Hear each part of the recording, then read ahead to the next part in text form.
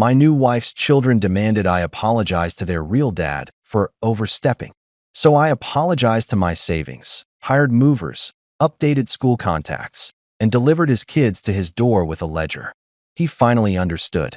Look, I'm not saying I'm a hero or anything, but my name is Miles Carter. I'm 43 years old, and I used to be the kind of guy who thought love could conquer all. You know the type, walks around with his heart on his sleeve, believes in second chances, thinks every rom-com ending is actually achievable in real life. Yeah, that was me. Past tense. Because life has this beautiful way of slapping the optimism right out of you and replacing it with cold, hard receipts. Literal receipts. I've got folders of them now, organized by year and category like some kind of deranged accountant of broken dreams.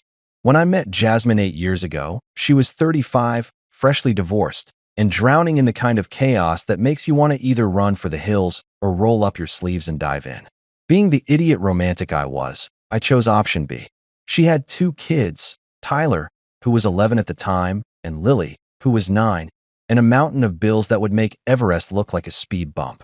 Her ex-husband Ryan, and oh man, let me tell you about this piece of work, was the kind of father who specialized in showing up to birthday parties with dollar store balloons and a smile, taking approximately 17 selfies with the kids for his Instagram feed, and then vanishing into thin air before anyone could ask him to actually parent or, God forbid, contribute financially to the lives he helped create. Jasmine was exhausted. Like, bone deep, soul-crushing exhausted. The kind of tired that makes you forget what it feels like to laugh or relax or do anything that doesn't involve wiping someone's tears or checking a bank account balance with one eye closed because you're too scared to see the actual number. And me? I was a hopeless romantic with decent credit and apparently zero survival instincts. I looked at this situation, this complete dumpster fire of a family dynamic, and thought to myself, you know what? I can fix this. I can be the guy who steps up. I can make a difference here. Spoiler alert for anyone keeping score at home, I was wrong. So incredibly, catastrophically wrong. But I didn't know that yet. So I jumped in with both feet, a joint checking account, and a heart full of good intentions that were about as useful as a screen door on a submarine. For 8 solid years, I played every role you could possibly imagine. Husband? Check.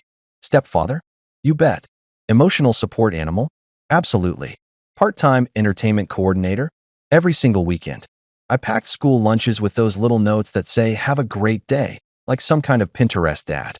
I helped with homework, sitting at the kitchen table until midnight trying to explain Common Core math, which, by the way, is apparently designed by people who hate both children and sanity. I attended every single school play, even the ones where Tyler played tree number 3 and had exactly 0 lines, but I still showed up with flowers like he'd just won a Tony Award. I sat through an entire season of Dance Moms because Lily was into competitive dance and I thought it would be good bonding time. Let me tell you something about that show. It's basically a masterclass in how to lose faith in humanity while simultaneously losing brain cells at an alarming rate. But I did it. I smiled through every episode, made popcorn, let Lily paint my nails during commercial breaks, and pretended that watching grown women scream at children about pirouettes was a totally normal way to spend a Thursday night. I love them. That's the kicker, right? I actually love these kids like they were my own. I love Jasmine. I thought we were building something real here. A family, a home, a future filled with inside jokes and holiday traditions, and maybe eventually some peace and quiet when the kids went to college. I imagined Tyler's high school graduation, Lily's wedding, grandkids someday calling me Pop Pop, or whatever adorable name they'd come up with. I saw the whole picture, the whole beautiful, Norman Rockwell painting of what our life could be. I upgraded their bedrooms, turning Tyler's room into a gamer's paradise with LED lights and a setup that would make Twitch streamers jealous, and transforming Lily's space into something out of a fairy tale with those string lights that teenage girls love and enough throw pillows to supply a small boutique hotel. I took them on vacations, real vacations, not the let's drive 2 hours and stay at a Motel 6 kind, but actual trips to theme parks and beaches where we made memories and took photos that I legitimately thought we'd be looking at together decades from now. Laughing about that time Tyler threw up on the roller coaster, or when Lily convinced me to ride the teacups 17 times in a row until I questioned every life choice that led me to that moment. I paid for everything. And I mean everything. School supplies, extracurricular activities, medical bills, dental work because apparently both kids inherited their mother's teeth situation. New shoes every 3 months because children's feet grow at an absolutely unreasonable rate. Birthday parties that cost more than my first car.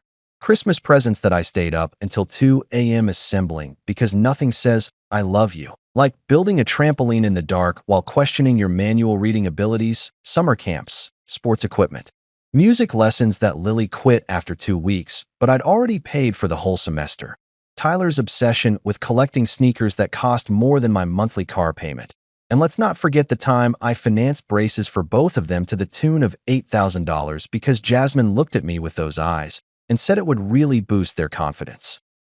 I became the guy who knew all their friends' names, who drove the carpool, who volunteered for field trip duty and showed up to parent-teacher conferences taking notes like I was studying for the bar exam.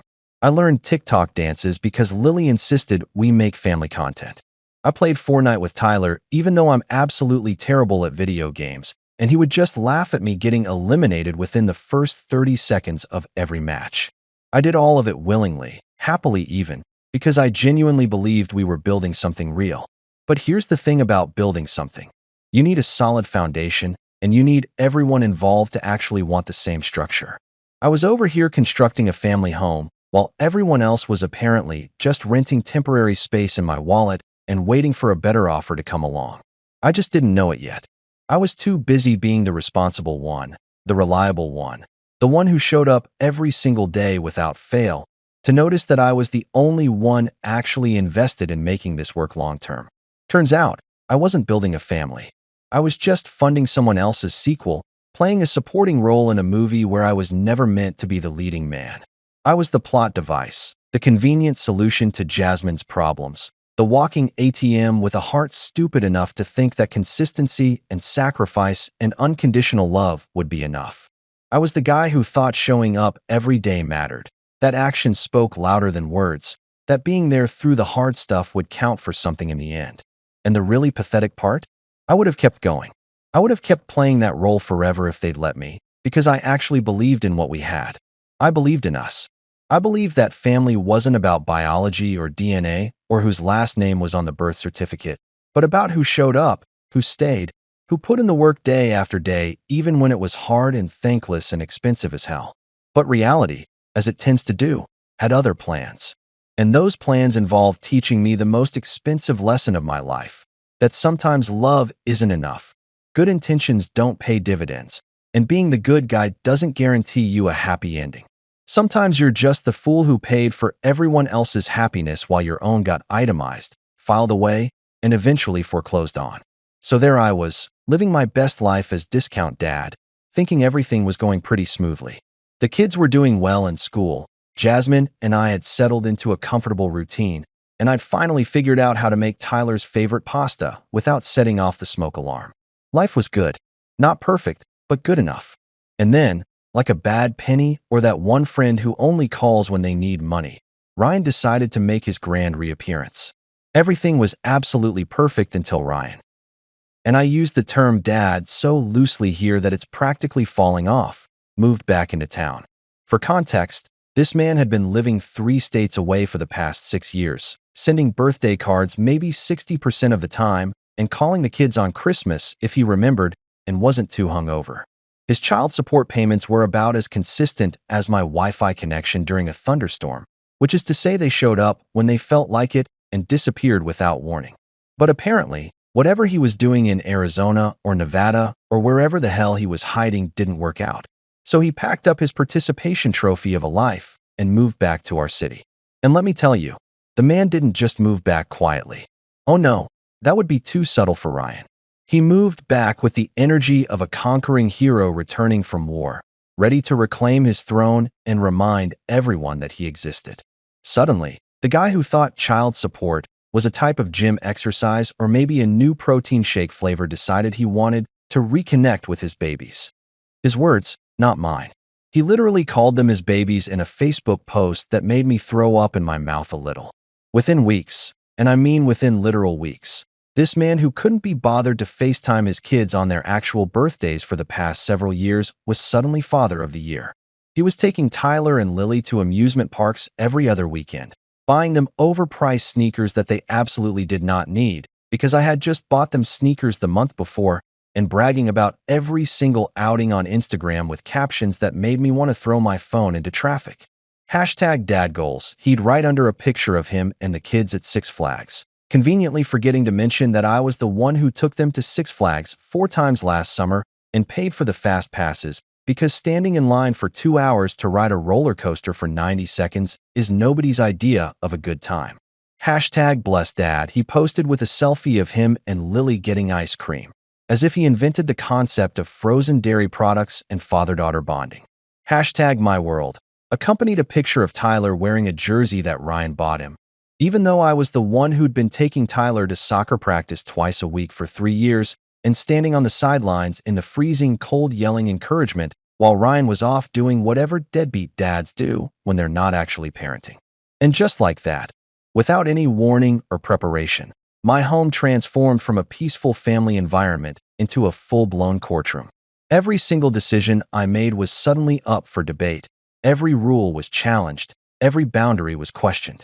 It was like living with two tiny lawyers who'd just discovered the concept of precedent and were determined to use it against me. Tyler started questioning literally everything I said. I'd tell him to clean his room, and he'd hit me with, "Ryan says real dads don't make you do chores on weekends." I'd ask him to finish his homework before playing video games, and suddenly I was the villain because Ryan lets me do whatever I want when I'm at his place. Oh, really, Tyler? Ryan lets you do whatever you want. How convenient that Ryan's parenting philosophy kicked in right around the time he didn't have to deal with the consequences of you failing algebra or living in a room that looks like a tornado hit a Foot Locker. I'd set a reasonable curfew, and Tyler would roll his eyes so hard I was worried they'd get stuck that way, and we'd have to explain that to the optometrist. Ryan says real dads trust their kids, he'd announce, as if Ryan had suddenly become Socrates and was dropping wisdom bombs instead of being a guy who literally forgot Tyler's birthday 2 years in a row. Lily joined the rebellion too, which honestly hurt more because she'd always been my little buddy. We had our thing, Saturday morning pancakes, singing Disney songs in the car, her teaching me the latest TikTok dances that made me look like a dad having a seizure, but she loved it anyway. But suddenly, I wasn't cool anymore. I wasn't fun. I was just the guy with rules and bedtimes and opinions about appropriate screen time. Ryan lets me eat dessert before dinner, Lily announced one night when I told her she needed to finish her vegetables. Ryan says kids should be allowed to make their own choices about food. Oh, perfect. Nutritional advice from a man who once told me his primary food group was whatever's in the gas station hot case. Yeah, I'm definitely taking parenting tips from someone whose idea of meal prep is deciding between a hot dog that's been rolling since Tuesday or pizza that may or may not be actual pizza. Ryan doesn't make me practice piano. She'd whine when I reminded her that we paid good money for those lessons she begged for. Ryan says I should only do things that make me happy. Well, Lily, you know what would make me happy? Not wasting $150 a month on lessons you're not going to practice. But sure, let's consult Ryan's parenting philosophy, which apparently can be summarized as just vibes and no accountability. I almost called Ryan up and asked if he wanted to come do their homework too, since apparently I was just a background extra in my own life, walking around in scenes I thought I was starring in, but really just providing ambient noise and financial support. I wanted to ask him if he'd like to handle the parent-teacher conferences where we discuss Tyler's grades slipping, or maybe he could deal with Lily's drama with her friend group that requires the negotiation skills of a UN diplomat. But no, those responsibilities somehow remained firmly in my court while he got to be the fun guy, the cool dad, the one who showed up with gifts and good times and zero actual parenting. The disrespect wasn't even subtle anymore. It was loud, constant, and growing exponentially. Tyler started responding to my questions with one-word answers delivered in a tone that suggested I was bothering him by existing. Whatever. Fine. Sure. Each word dripping with the kind of contempt usually reserved for people who talk in movie theaters or don't use turn signals. And Lily, sweet Lily who used to run to the door when I got home from work, started calling me Mom's husband instead of Dad. Not even Miles. Just Mom's husband. Like I was some random dude who happened to live in the house and pay all the bills and sacrifice my entire existence for her well-being. But sure, I'm just mom's husband. That one cut deep, not going to lie. 8 years of braiding her hair, attending every dance recital, building blanket forts, having tea parties with her stuffed animals, and I got demoted to mom's husband faster than you can say biological father. The worst part? I kept waiting for it to get better, thinking this was just a phase, just the initial excitement of having Ryan back that would wear off once they remembered why he left in the first place. I told myself they'd realize that showing up with presents isn't the same as showing up every day.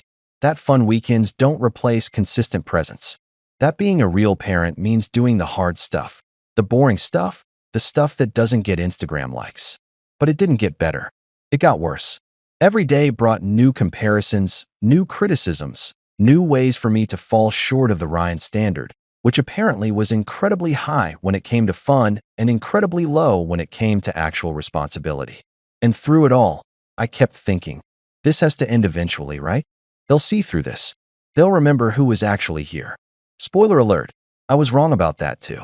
So naturally, like any reasonable person watching their home life implode in slow motion, I decided to talk to my wife about what was happening.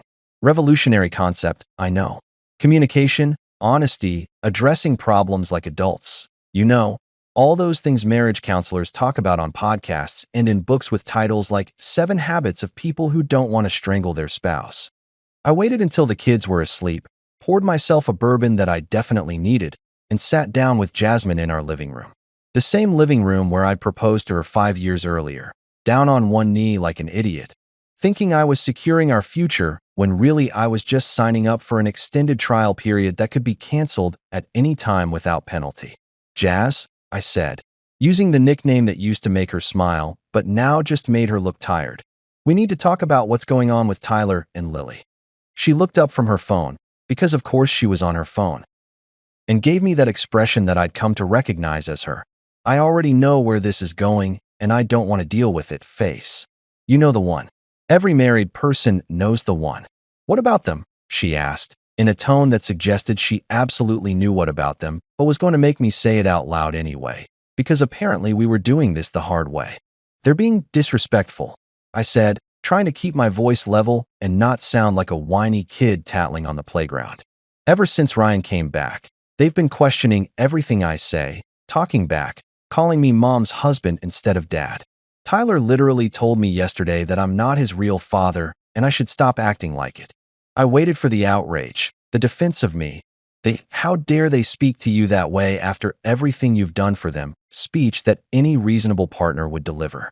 I waited for her to be on my team, to have my back, to remind the kids that I'd been the one showing up every single day while their biological father was off playing hide and seek with his responsibilities.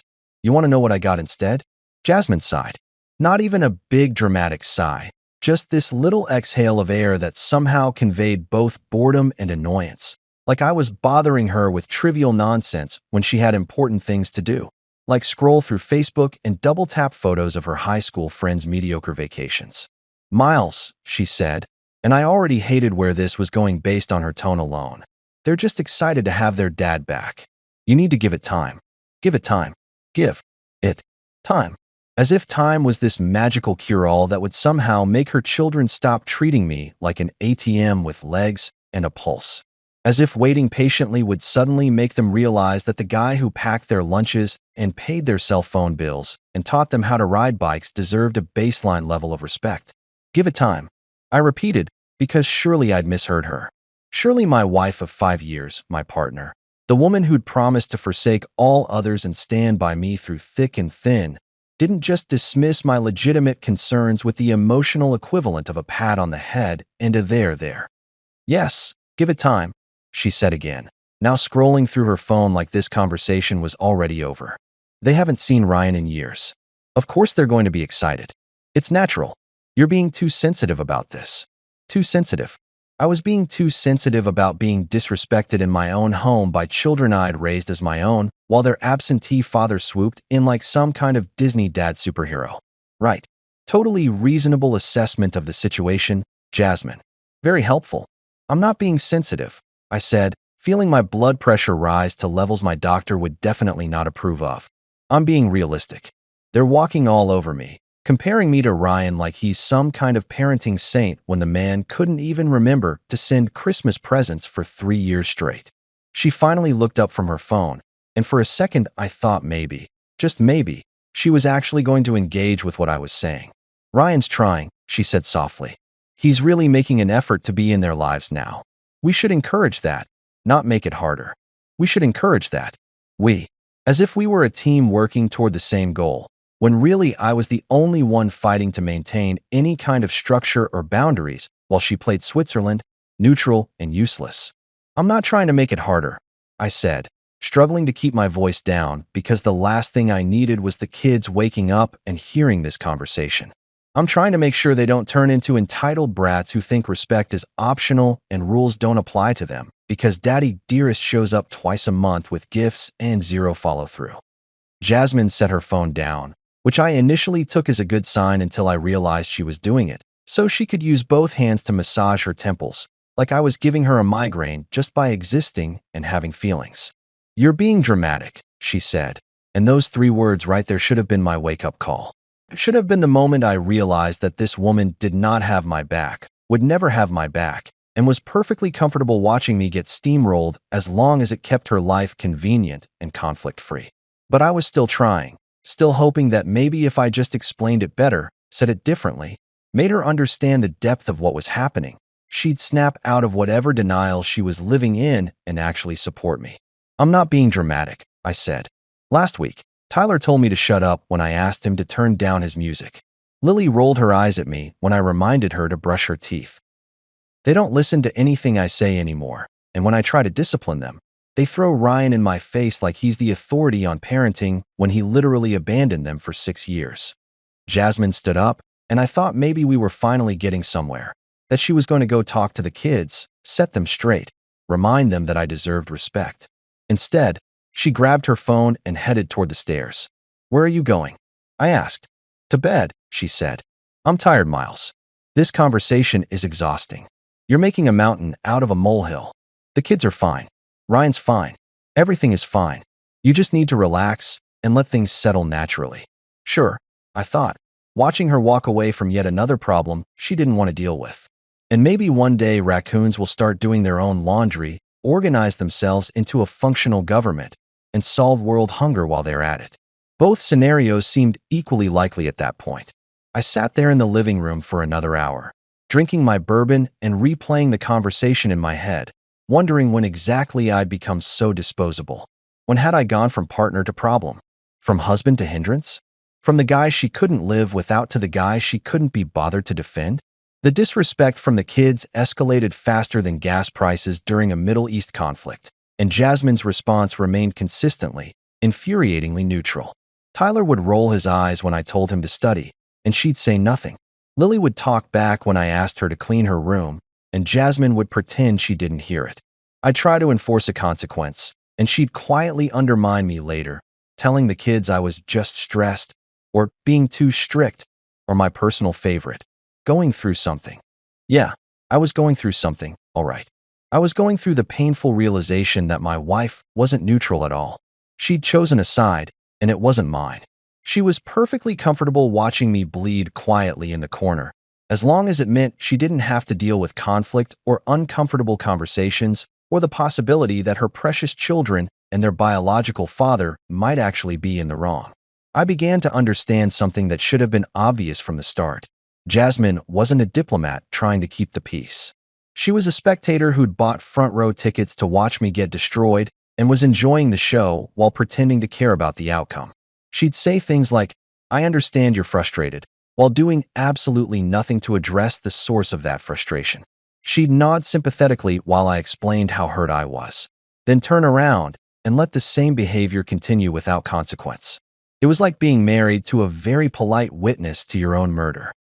She'd probably give a great testimony at the trial about how she saw the whole thing, but didn't think it was her place to intervene. He seemed upset, she'd say, but I thought he was being too sensitive, so I just let it happen. And the worst part? I kept trying, kept talking to her, kept hoping she'd wake up and realize what was happening. kept thinking that surely at some point she'd choose me, defend me, stand up for me. But that point never came. Every conversation ended the same way, with her dismissing my concerns, minimizing my feelings, and walking away like I was the problem for daring to expect basic respect in my own home. I should have seen it coming, should have recognized the signs. But love makes you stupid, and hope makes you blind. And I was both stupid and blind, walking around my own house like a ghost that everyone could see but nobody acknowledged. The final straw didn't arrive with dramatic music or a lightning bolt from the sky. It didn't come with warning signs or omens or any of that poetic justice stuff you see in movies. No, the final straw arrived on a completely ordinary Tuesday night, right after I'd finished making dinner for everyone, because apparently I was still the designated chef despite being demoted to mom's husband in every other capacity. I'd made spaghetti and meatballs, which used to be Tyler's favorite before Ryan came back, and suddenly everything I did was trash compared to the golden memories of Dad's microwaved Hot Pockets. I'd set the table, poured drinks, even remembered to get the Parmesan cheese that Lily liked sprinkled on top in amounts that would make an Italian grandmother weep. I was halfway through my first bite when Jasmine cleared her throat in that way that means something's about to happen and you're not going to like it. "Miles," she said, and I already knew I was screwed based on the formal tone. "The kids and I need to talk to you about something." I put down my fork, looked around the table, and noticed that all three of them were staring at me with expressions ranging from uncomfortable to hostile. Tyler looked like he was gearing up for battle. Lily looked like she'd rather be anywhere else. And Jasmine looked like a moderator about to referee a debate she'd already decided the outcome of. "Okay," I said slowly, my appetite disappearing faster than my patience had over the past few months. "What's going on?" I was thinking maybe we were going to discuss chores, or perhaps vacation plans, or maybe they wanted to talk about what we were doing for Thanksgiving. You know, normal family meeting stuff. The kind of thing you discuss over dinner like reasonable human beings who live together and allegedly care about each other. Instead, Tyler cleared his throat like a miniature lawyer preparing his opening statement, sat up straighter in his chair, and looked me dead in the eye with a level of confidence that I'd apparently funded through 8 years of self-esteem building exercises and participation trophies. "We've been talking with our real dad," he said, and the emphasis on real was about as subtle as a brick through a window. "And we think you owe him an apology for overstepping." I'm pretty sure my brain short-circuited for a solid 10 seconds. I just sat there, fork in hand, mouth probably hanging open like some kind of shocked cartoon character, trying to process what I'd just heard. Surely I'd misunderstood. Surely this 13-year-old kid who I'd raised since he was 11, who I'd taught to shave last year, who I'd stayed up with all night when he had the flu, who I'd driven to soccer practice twice a week for 3 years, did not just tell me I owed his deadbeat father an apology. "I'm sorry," I finally said. "What?" "You heard him," Jasmine interjected, because apparently she was part of this ambush. Of course she was. "The kids have some valid concerns, and I think we should hear them out." "Oh, we should hear them out. How progressive. How open-minded. Let's hear out the children who've been living in my house, eating my food, enjoying the lifestyle my income provides, about how I've apparently wronged their father by having the audacity to be present in their lives." "Overstepping," I repeated, because the word was so absurd I needed to say it out loud again to confirm it was real. What exactly did I step on? His ego? His non-existent parenting responsibilities? The child support payments he forgot to send for 6 months straight last year? Tyler's face flushed, but he pushed forward like he'd rehearsed this, which he probably had. "You tried to replace him," he said, his voice cracking slightly, but maintaining that teenage righteousness that makes you want to send kids to military school. "You made us call you dad when he's our real father. You acted like you had the right to tell us what to do when you're not even related to us. Not even related to us. 8 years. 8 years of being related to them in every way that actually mattered, and I was not even related to them. I wondered if I was still not related when I was paying for Tyler's school field trips or buying Lily's dance costumes or sitting in emergency rooms with them when they were sick. Pretty sure the hospital forms didn't have a checkbox for not even related to us, but paying the bills anyway." Lily chimed in then, and this one hurt worse because she was reading from what was clearly a script someone had helped her write. Her eyes kept darting down to her lap, and her voice had that rehearsed quality of a kid in a school play who memorized their lines but doesn't really understand them. You tried to replace him, she said quietly, and I could hear Ryan's words coming out of her mouth. You made us call you dad when he's our real father. It wasn't fair to him or to us. We want our real family back. Our real family. I looked at this kid who I'd tucked into bed almost every night for 8 years, who I'd helped with nightmares and school projects and friendship drama, who'd cried on my shoulder when her best friend moved away, who I'd taught to ride a bike and tie her shoes and believe in herself. And she was telling me I wasn't her real family.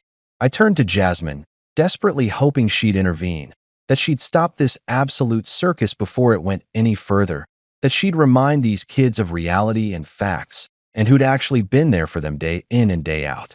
Instead, she nodded thoughtfully, like they'd just presented a compelling argument in a college debate class, and said the words that would replay in my head for months afterward. Maybe they have a point, Miles. Maybe you've been too controlling. Maybe you did try to replace Ryan instead of just supporting their relationship with him. Too controlling.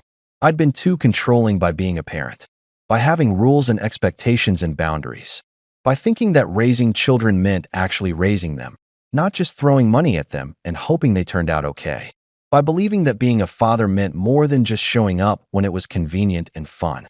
The room went silent except for the sound of my heart breaking, which I'm pretty sure was audible to everyone at that table.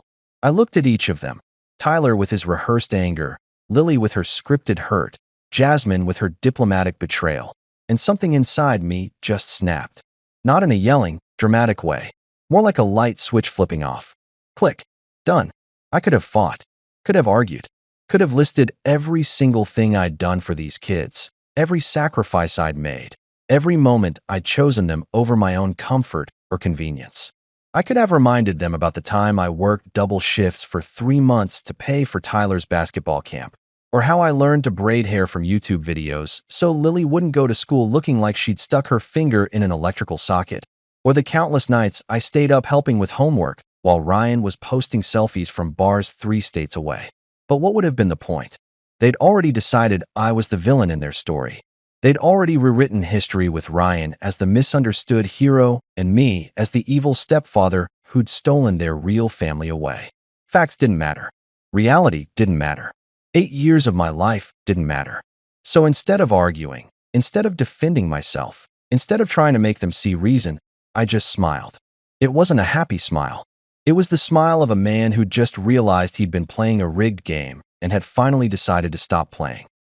You're right, I said calmly, watching confusion flicker across their faces because they'd clearly expected a fight. You're absolutely right. I have been overstepping. I've been way too involved in your lives. Way too controlling, way too present. That's my fault, and I apologize. Tyler blinked, thrown off his script. So you'll apologize to Dad? Oh, I'll do better than that, I said, standing up from the table and grabbing my plate. I'm going to fix this problem immediately. Starting right now, I'm going to stop overstepping completely. No more rules from me. No more expectations. No more involvement whatsoever. You want your real dad? You got him. 100% real dad, 0% me. What does that mean? Lily asked, and for the first time I heard uncertainty in her voice. It means, I said, scraping my dinner into the trash because my appetite had died along with my tolerance for this nonsense, that I'm going to give you exactly what you asked for. Your real family back, without me overstepping or trying to replace anyone. Congratulations, kids. You win. I walked out of the dining room, leaving 3 very confused people behind me, and went straight to my home office. I had work to do, plans to make, a whole life to dismantle piece by piece. Because if they wanted their real dad so badly, they were about to find out what that actually meant. And spoiler alert, it wasn't going to be trips to Six Flags and new sneakers. It was going to be reality, itemized and billed accordingly. And I was going to enjoy every single second of it. That night, while Jasmine and the kids were downstairs probably celebrating their victory over the evil stepdad, I sat in my home office and opened a fresh Excel spreadsheet. I titled it The Carter Family Refund Initiative and cracked my knuckles like a pianist about to perform the concert of his life. If they wanted their real dad, they were going to get the full experience, financially, emotionally, and legally. I was about to give them exactly what they asked for, and I was going to document every single step of the process. See, here's the thing about me that they'd somehow forgotten during their little intervention. I'm an accountant. Not just any accountant, A damn good one. I track things. I organize things. I keep receipts like some people keep family photos. Every single expense from the past 8 years was documented, categorized, and backed up in 3 different locations because I'm nothing if not thorough. They thought they were dealing with some pushover who'd just accept their disrespect and keep funding their lifestyle. They thought wrong. I started pulling files, opening folders, gathering documentation. 8 years of birthday parties, Christmas presents, school supplies, extracurricular activities, medical expenses, dental work, clothes, shoes, electronics, vacations, summer camps, and more. Every single receipt, every bank statement, every credit card charge that had anything to do with Tyler and Lily. I kept everything because that's what responsible people do. We document, we track, we maintain records. The numbers started adding up on my screen, and let me tell you, watching that total climb was both horrifying and satisfying in equal measure. School tuition and fees, $42,000. Braces for both kids, $8,000. Dance lessons, soccer leagues, basketball camps, and various other activities they begged for and then quit halfway through, $15,000. Clothes and shoes, because apparently children grow at an absolutely unreasonable rate and also need 17 pairs of sneakers they'll wear exactly once, $12,000. Birthday parties that cost more than some people's weddings, $9,000. Christmas presents, because I'm the idiot who believed in making magical memories, $11,000. Medical expenses, because Jasmine's health insurance through her job was garbage and I'd added them to my premium plan, $18,000. Cell phones, because apparently 13-year-olds need the latest iPhone to survive middle school, for $1,000. Computers and electronics, including that gaming PC I bought Tyler for schoolwork, that he definitely used exclusively for homework and not at all for streaming Fortnite for 7 hours a day, $6,000. Vacations, because I thought family trips would bring us closer together, $23,000. Summer camps, music lessons, art supplies, sports equipment, and various other random expenses that seemed important at the time, $31,000. And that wasn't even counting the regular daily stuff. Groceries, utilities, the bigger house we'd moved into so the kids could have their own rooms, the increased car insurance, because apparently teenage drivers cost a fortune even when they're not on your policy yet, but you're planning ahead. I didn't itemize every single chicken nugget or gallon of milk, though I probably could have. I stuck to the big stuff, the documented expenses, the things I could prove in a court of law if necessary. The grand total came to $348,600.74. That last 74 cents was from a pack of gum Lily wanted at the grocery store 3 years ago. And yes, I kept that receipt too. I stared at that number for a solid 5 minutes, watching it sit there on my screen in all its six-figure glory, representing 8 years of my life condensed into a dollar amount that could have bought a nice house in some parts of the country. $348,000. That's what it cost to be told I was overstepping and not their real family. That's what I'd invested in children who'd just told me I had no right to parent them. That's the price tag on being too controlling. Seemed like a lot of money for someone who apparently had no authority or connection to these kids. I made 3 copies of the complete financial breakdown. One for Jasmine, one for Ryan, and one for my own personal closure folder that I planned to look at whenever I felt weak or nostalgic or tempted to think that maybe I'd been too harsh. Each copy was professionally bound, color-coded by category, with graphs and charts because I'm petty and also really good at Excel. If I was going to destroy my own life, I was going to do it with proper documentation and visual aids. But the spreadsheet was just the beginning. I had calls to make, documents to file, legal matters to handle. I waited until a reasonable hour the next morning, because even in my rage, I'm not the kind of person who calls lawyers at midnight, and started making my list. First call, my lawyer. His name is Dennis. He's been handling my legal stuff for years, and he's seen some weird requests in his time, but this one was going to be special. Dennis, I said when he picked up, I need to undo 2 adoptions.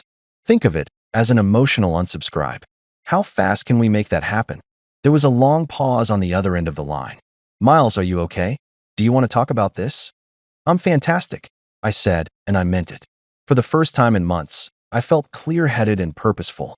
I've never been more sure of anything in my life.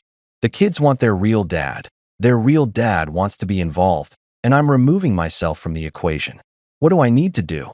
Dennis walked me through the process, warned me about the implications, asked me repeatedly if I was sure, and eventually agreed to file the paperwork. The adoptions I'd finalized 3 years ago, thinking I was cementing our family bond, could be dissolved. It would take some time, some court appearances, some signatures, but it could be done. Tyler and Lily would legally no longer be my children. They'd get exactly what they asked for. Next call, the school district. I asked to speak to the registrar and got transferred approximately 47 times before reaching someone who could actually help me. Hi. Yes, I need to be removed from all emergency contact lists for Tyler and Lily Carter, I said pleasantly. I'm no longer going to be involved in their education or care. Their biological father, Ryan, will be taking over all parental responsibilities. His information is. I rattled off Ryan's phone number, which I'd memorized specifically for this purpose. Sir, we need both parents' signatures to make changes like this, the administrator said. You'll have them by the end of the week, I assured her. But just so we're clear, if anyone breaks an arm, loses their inhaler, or has any kind of emergency, call Ryan. I'm retired from the parenting business. The confusion in her voice was palpable, but she agreed to process the forms once they were properly signed. One more item checked off my list. Insurance company, gone. I called my provider and had Tyler and Lily removed from my health insurance policy effective immediately. They could go on Jasmine's garbage plan, or Ryan could figure it out. Either way, not my problem anymore. College funds, closed. I'd started 529 plans for both kids years ago, contributing monthly like a responsible parent planning for their future. I liquidated both accounts, paid the penalties, and transferred the remaining money back into my personal savings. If they wanted to go to college, their real dad could figure out how to pay for it. Allowance, revoked. The monthly payments I'd been giving both kids for completing their chores they'd recently decided they didn't need to do because real dads don't make you work, stopped immediately. The automated transfers I'd set up were canceled. They wanted to be treated like Ryan's kids? Great. Ryan could teach them about financial responsibility, or more likely, the lack thereof. Cell phone plan, disconnected. Well, not entirely disconnected because I'm not a monster, and also I'm pretty sure that's illegal or something. But I downgraded them from the unlimited premium plan to the absolute bare minimum. No more data, no more hotspot, no more international calling that Tyler used exactly once to prank call someone in Canada. Basic calling and texting only. Welcome to 2008, kids. Even their Netflix profiles got deleted. This one was pure spite, and I'm not ashamed to admit it. All their carefully curated watch lists, their continue watching cues, their algorithmically perfected recommendations, gone. If they wanted to watch TV, they could do it on Ryan's account. Assuming he had one. Assuming he paid his bills. Big assumptions, really. I spent the entire day methodically dismantling 8 years of financial and legal connections, and it felt like the most productive day I'd had in months. Saturday morning rolled around with the kind of beautiful weather that makes you feel like the universe is on your side. Clear blue skies, perfect temperature, birds chirping. It was the kind of day that belongs in a commercial for allergy medication or retirement planning. I woke up at 6 a.m., made myself a massive breakfast because I was going to need the energy, and then did something I'd been fantasizing about all week. I rented a moving truck. Not a small one, either. I got the biggest U-Haul they had, the kind of truck that screams someone's life is changing dramatically today. When I pulled into the driveway, Jasmine came out onto the porch in her bathrobe, coffee mug in hand, looking confused. Miles, what's going on? Are we moving? Sort of, I said cheerfully, lowering the truck's ramp with a loud clang that probably woke up the neighbors. Just rearranging who lives here. Don't worry about it. Want to help me load boxes? She didn't want to help me load boxes. She stood there sputtering questions I didn't answer while I went inside and started the most therapeutic packing session of my life. Every single thing I'd ever bought for Tyler and Lily was going into that truck. Clothes? Packed. Toys they hadn't played with in years, but refused to donate because kids are hoarders? Packed. Books, sporting equipment, art supplies. That expensive keyboard Lily used for exactly 2 weeks before deciding she wasn't actually interested in learning piano? All of it. Packed. The gaming PC that I'd spent $1,200 on and Tyler swore he needed for school projects? I unplugged that baby with the kind of satisfaction usually reserved for popping bubble wrap or peeling the plastic off new electronics. The 40-inch TV from Lily's room that she needed to watch dance tutorials? Gone. The mini fridge I'd installed in Tyler's room because he complained about having to walk downstairs for snacks? Sayonara. I packed up trophies from sports leagues I'd paid for and driven them to twice a week. I packed up the expensive bedding sets they'd begged for. I even packed up the smart speakers I'd bought them for Christmas, which meant they'd actually have to get up to turn off their lights like cave people. The horror. Tyler woke up around 8 and came downstairs to find me loading his entire closet into boxes. "What are you doing?" he asked, his voice still scratchy with sleep and rising panic. "Spring cleaning," I said, not looking up from the box I was packing with his sneaker collection. "Well, more like reality delivery. How many pairs of Jordans do you have?" "I count 17. That's $4,800 worth of shoes, by the way. Did you know that?" "Probably not, because you didn't pay for them." "You can't just take my stuff," he protested, now fully awake and looking like he was about to cry or punch me. "Maybe both." "Actually, I can," I said, sealing the box with packing tape. "Because it's not your stuff. It's my stuff that I let you use. But since I'm not your real dad and I've been overstepping, I figure your real dad should be the one providing all this. Makes sense, right? That's what you wanted." Lily appeared in the doorway, took one look at the chaos, and immediately started crying. "Mom," she screamed. "Mom, Miles is stealing everything." Jasmine came running, and the look on her face when she saw the truck being loaded with approximately $18,000 worth of kid stuff was almost worth the entire ordeal. Almost. "Miles Carter, what the hell do you think you're doing?" she demanded, using my full name like I was a child in trouble and she was the principal. "Delivering a valuable life lesson," I said, carrying a box of Tyler's video games past her. "Also known as giving them exactly what they asked for. They want their real dad. They get their real dad. Full package deal. No more overstepping from me." I had the address to Ryan's apartment programmed into my phone. And let me tell you, the drive across town in that massive truck filled with the physical evidence of 8 years of parenting was surreal. I felt like Santa Claus, except instead of delivering presents, I was delivering consequences. Ho ho ho, here's reality. Ryan's place was in one of those apartment complexes that tries really hard to look upscale, but basically just slapped some fake shutters on builder-grade construction and called it luxury living. I pulled the truck into a visitor parking spot, walked up to Unit 237, and knocked on the door with the confidence of a man who had absolutely nothing left to lose. Ryan answered in pajama pants and a stained t-shirt, holding a bowl of cereal that looked like it might be his breakfast or possibly his lunch. It was hard to tell with Ryan. His hair was sticking up in 17 different directions, and he had that confused look of someone who'd just been woken up even though it was almost 10 in the morning. "Oh, Miles, what's going on?" he asked, blinking in the sunlight like a vampire. "Congratulations," I said with the kind of enthusiasm usually reserved for game show hosts announcing grand prize winners. "You've just been promoted to full-time dad. Here's your financial orientation packet." I handed him the beautifully bound folder containing 8 years of itemized expenses, complete with color-coded charts and a table of contents because even in my pettiness, I maintain professional standards. He took the folder, flipped it open, and I watched his face go through several stages of emotion. Confusion, disbelief, dawning horror, and finally something that looked like he might throw up the cereal he'd been eating. His eyes got wider with each page he turned. "Wait, this, 300,000. This can't be legal," he stammered, looking up at me like I was speaking a foreign language.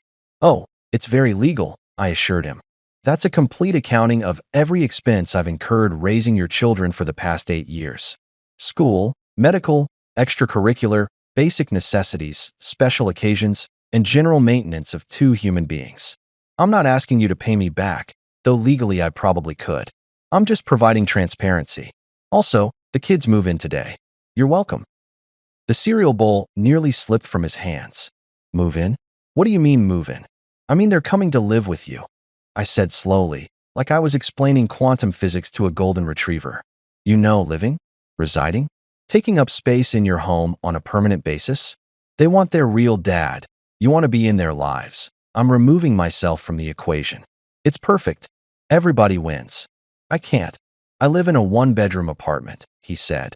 Gesturing behind him at what I could see was indeed a very small living space that looked like it had been decorated by someone who gave up on adulthood. Perfect, I said cheerfully. Cozy bonding time. Nothing says real family, like shared air conditioning and fighting over bathroom time. Plus, it'll be a great opportunity for you to really get to know your kids. You'll be together constantly. No escape. Quality time 24/7. Miles, be reasonable. I am being reasonable, I interrupted. I'm being incredibly reasonable. You wanted to be their dad. They wanted their real dad. I'm making everyone's dreams come true. The truck's full of their stuff. You've got about 2 hours to figure out where it's all going to go before I start unloading. I'd recommend Tetris skills and maybe some bunk beds. Also, Tyler eats approximately 4,000 calories a day, and Lily's a vegetarian this week. Good luck with that. I walked back to the truck, leaving Ryan standing in his doorway looking like someone had just explained to him that he'd won the lottery, but the prize was responsibility, and it was non-refundable. I could see him flipping through the financial packet, his face getting paler with each page. The best part was watching him try to do math in his head, trying to figure out what full-time parenting was going to cost him, realizing that Instagram photos and weekend trips to the amusement park were the easy part. The hard part was the daily grind, the constant expenses, the never-ending needs of two teenagers who'd been raised with a certain standard of living that he definitely couldn't afford on his bartender salary. I gave him a friendly wave and started unloading boxes. I went home after the delivery feeling lighter than I had in months. Made myself a stack of pancakes because emotional breakthroughs deserve carbs, and waited for the inevitable explosion. It came around noon when my phone started blowing up with texts, calls, and what I can only assume were voicemails full of hysteria that I didn't bother listening to. I was too busy making more pancakes and enjoying the quiet. By 1 p.m., a car pulled into the driveway. Jasmine's sister had driven them back, and the scene that unfolded was something out of a dramatic reality show. Tyler and Lily stumbled out of the car looking shell-shocked, like refugees from a war zone, which I guess in a way they were. The war zone being Ryan's one-bedroom apartment where he'd tried to explain that no, he couldn't afford to order pizza, and yes, they'd have to share a bathroom with him and his questionable hygiene habits. The U-Haul was loaded up in the driveway, packed with everything they owned, and Jasmine came storming in like a tornado made of anger and designer athleisure wear. Her face was red, her hair was a mess, and she was holding her phone like she was about to throw it at my head. "Miles Carter, this has gone too far," she screamed, and I calmly flipped another pancake, because the show must go on and breakfast doesn't make itself. "Has it though?" I asked, not looking up from the griddle. "Seems to me it's gone exactly far enough. The kids wanted their real dad. I gave them their real dad. Problem solved. You can't just kick children out of their home," she shrieked, and I had to admire her commitment to the performance even though we both knew this was entirely her fault. "I'm not kicking them out," I said reasonably, transferring the pancake to a plate. "I'm relocating them to their preferred parental unit. They made it very clear at our family meeting that I'm not their real family, and I've been overstepping. So I stopped stepping. Completely. Want some pancakes? They're really good." Tyler appeared in the doorway, his eyes red from crying, and I almost felt bad. Almost. "You can't do this," he said, his voice cracking in that way teenage boys' voices do when they're trying to sound tough, but actually just sound like a squeaky toy. "Actually, I can," I said, finally looking at him directly. "I'm excellent at doing things people think I can't. 8 years of raising you should have proven that, but apparently we need a more hands-on demonstration." "How was Ryan's place?" "Cozy. There's no room for us," Lily wailed from behind her brother, tears streaming down her face. "He doesn't even have beds. Sounds like a real dad problem to solve," I said, drizzling syrup on my pancakes with the precision of a surgeon. "I'm sure he'll figure it out. He's had all morning."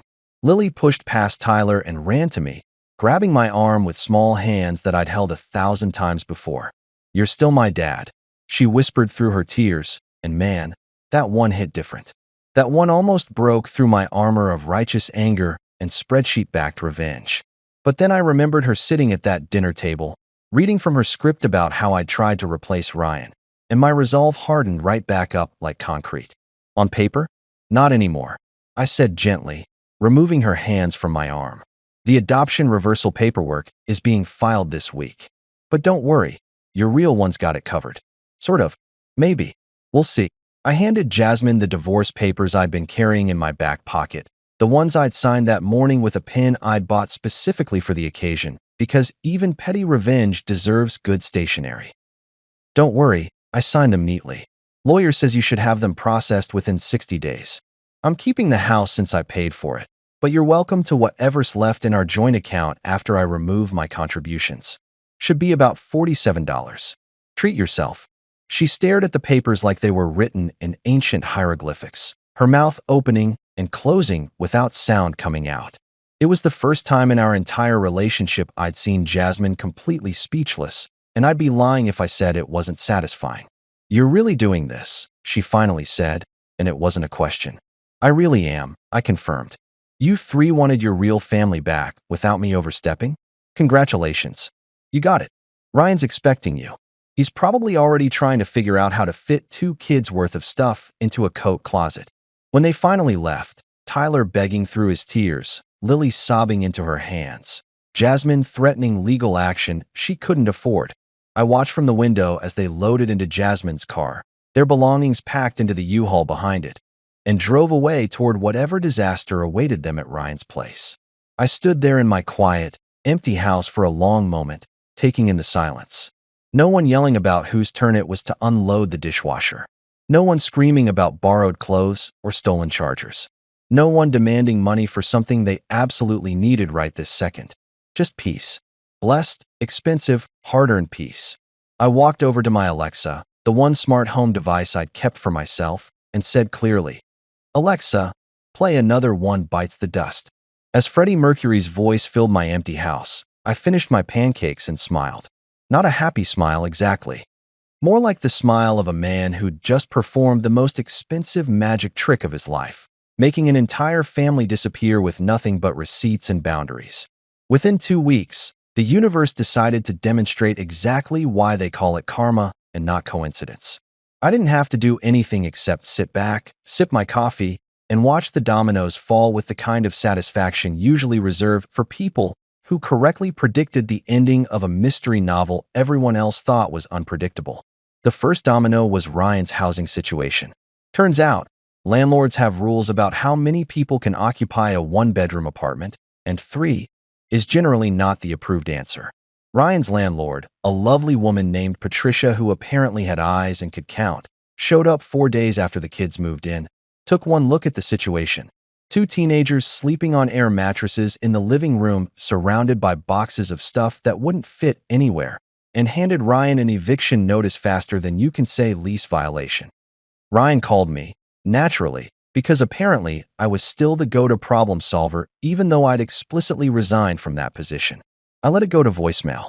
Then I listened to the voicemail on speaker while eating Chinese takeout.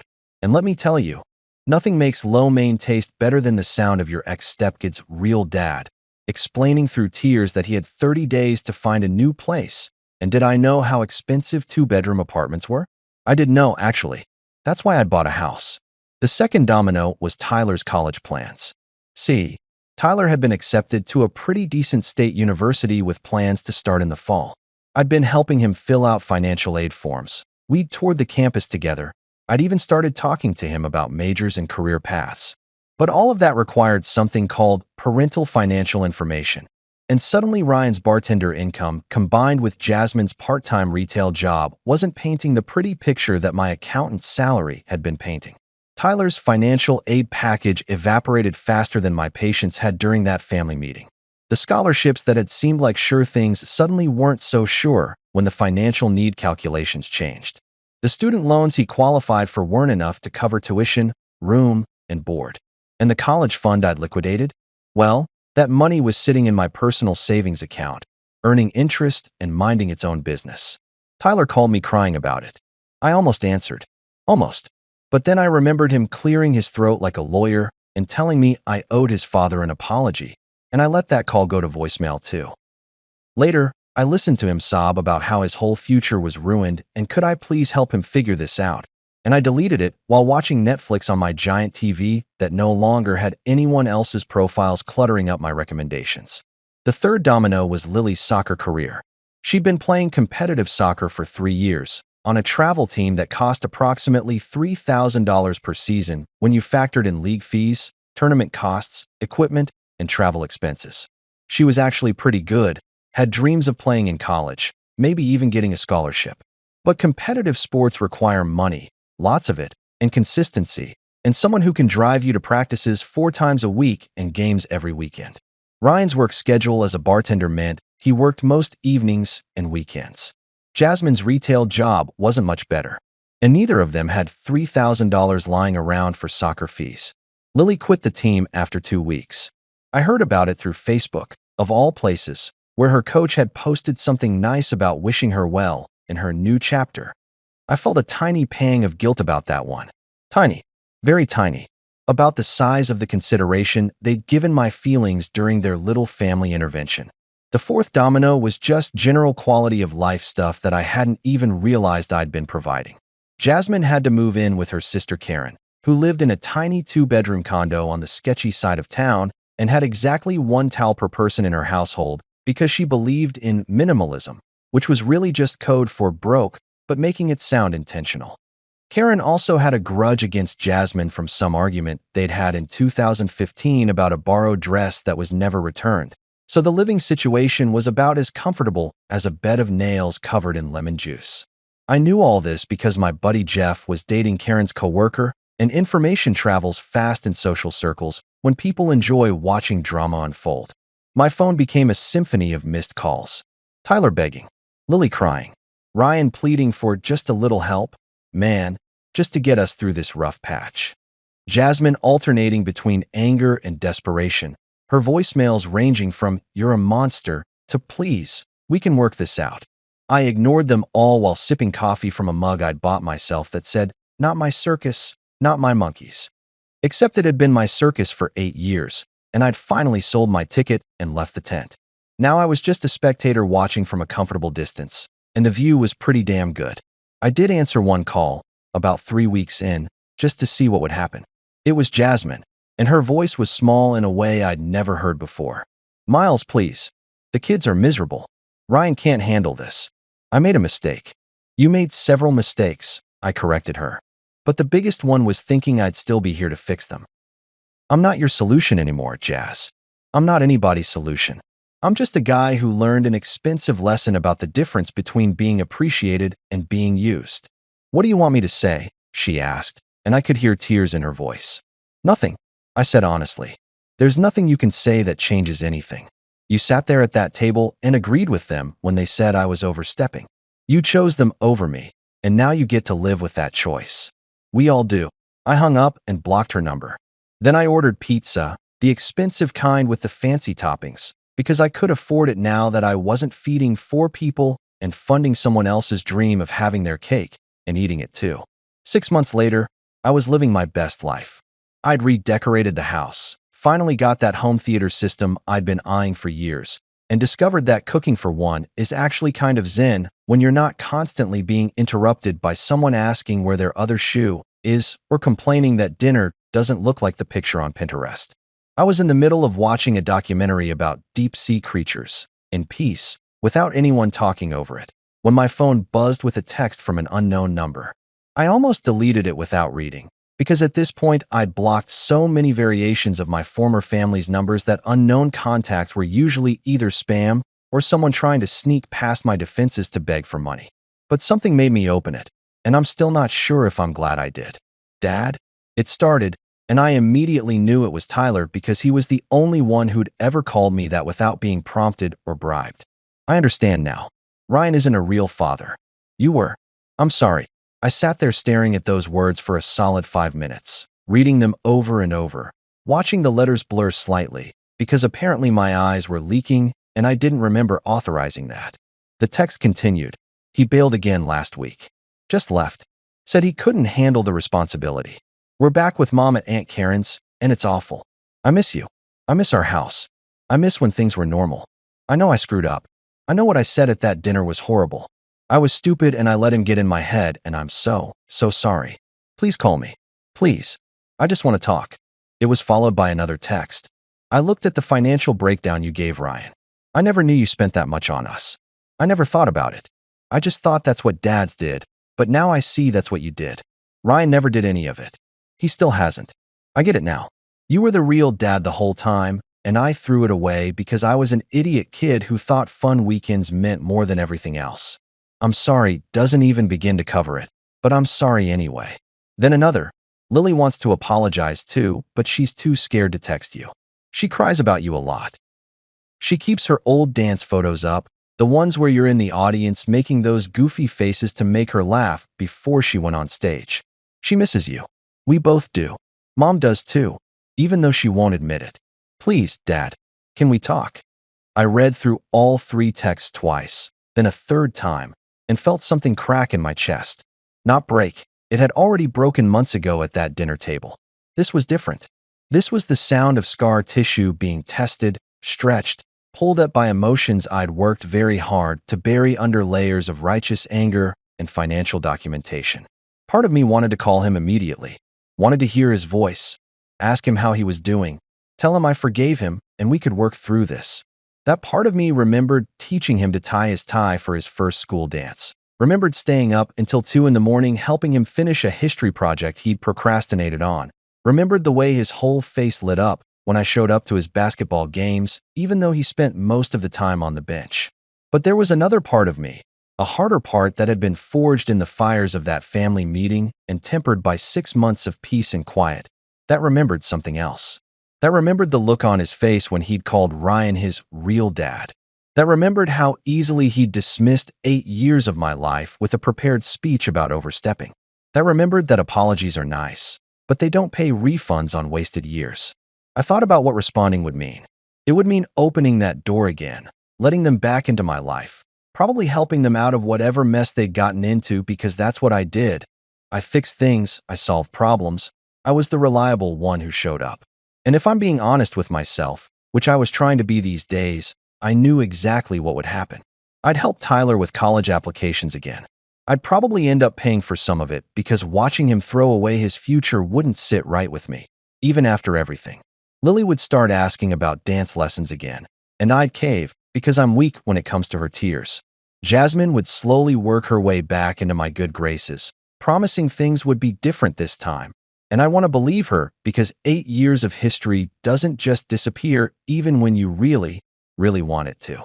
And then what? We'd do this whole dance again until the next time someone decided I wasn't good enough or was overstepping or didn't measure up to whatever fantasy they'd constructed. I'd go back to being the emotional support accountant, the backup dad, the guy who was good enough when nobody better was available. I looked at my living room, my peaceful, quiet, drama-free living room with my stuff arranged exactly how I wanted it, and nobody's backpack creating a tripping hazard in the hallway. I looked at my coffee table without ring stains from people putting drinks down without coasters. I looked at my TV remote that was actually in the place I'd left it instead of mysteriously vanishing into the black hole that exists in every house with teenagers.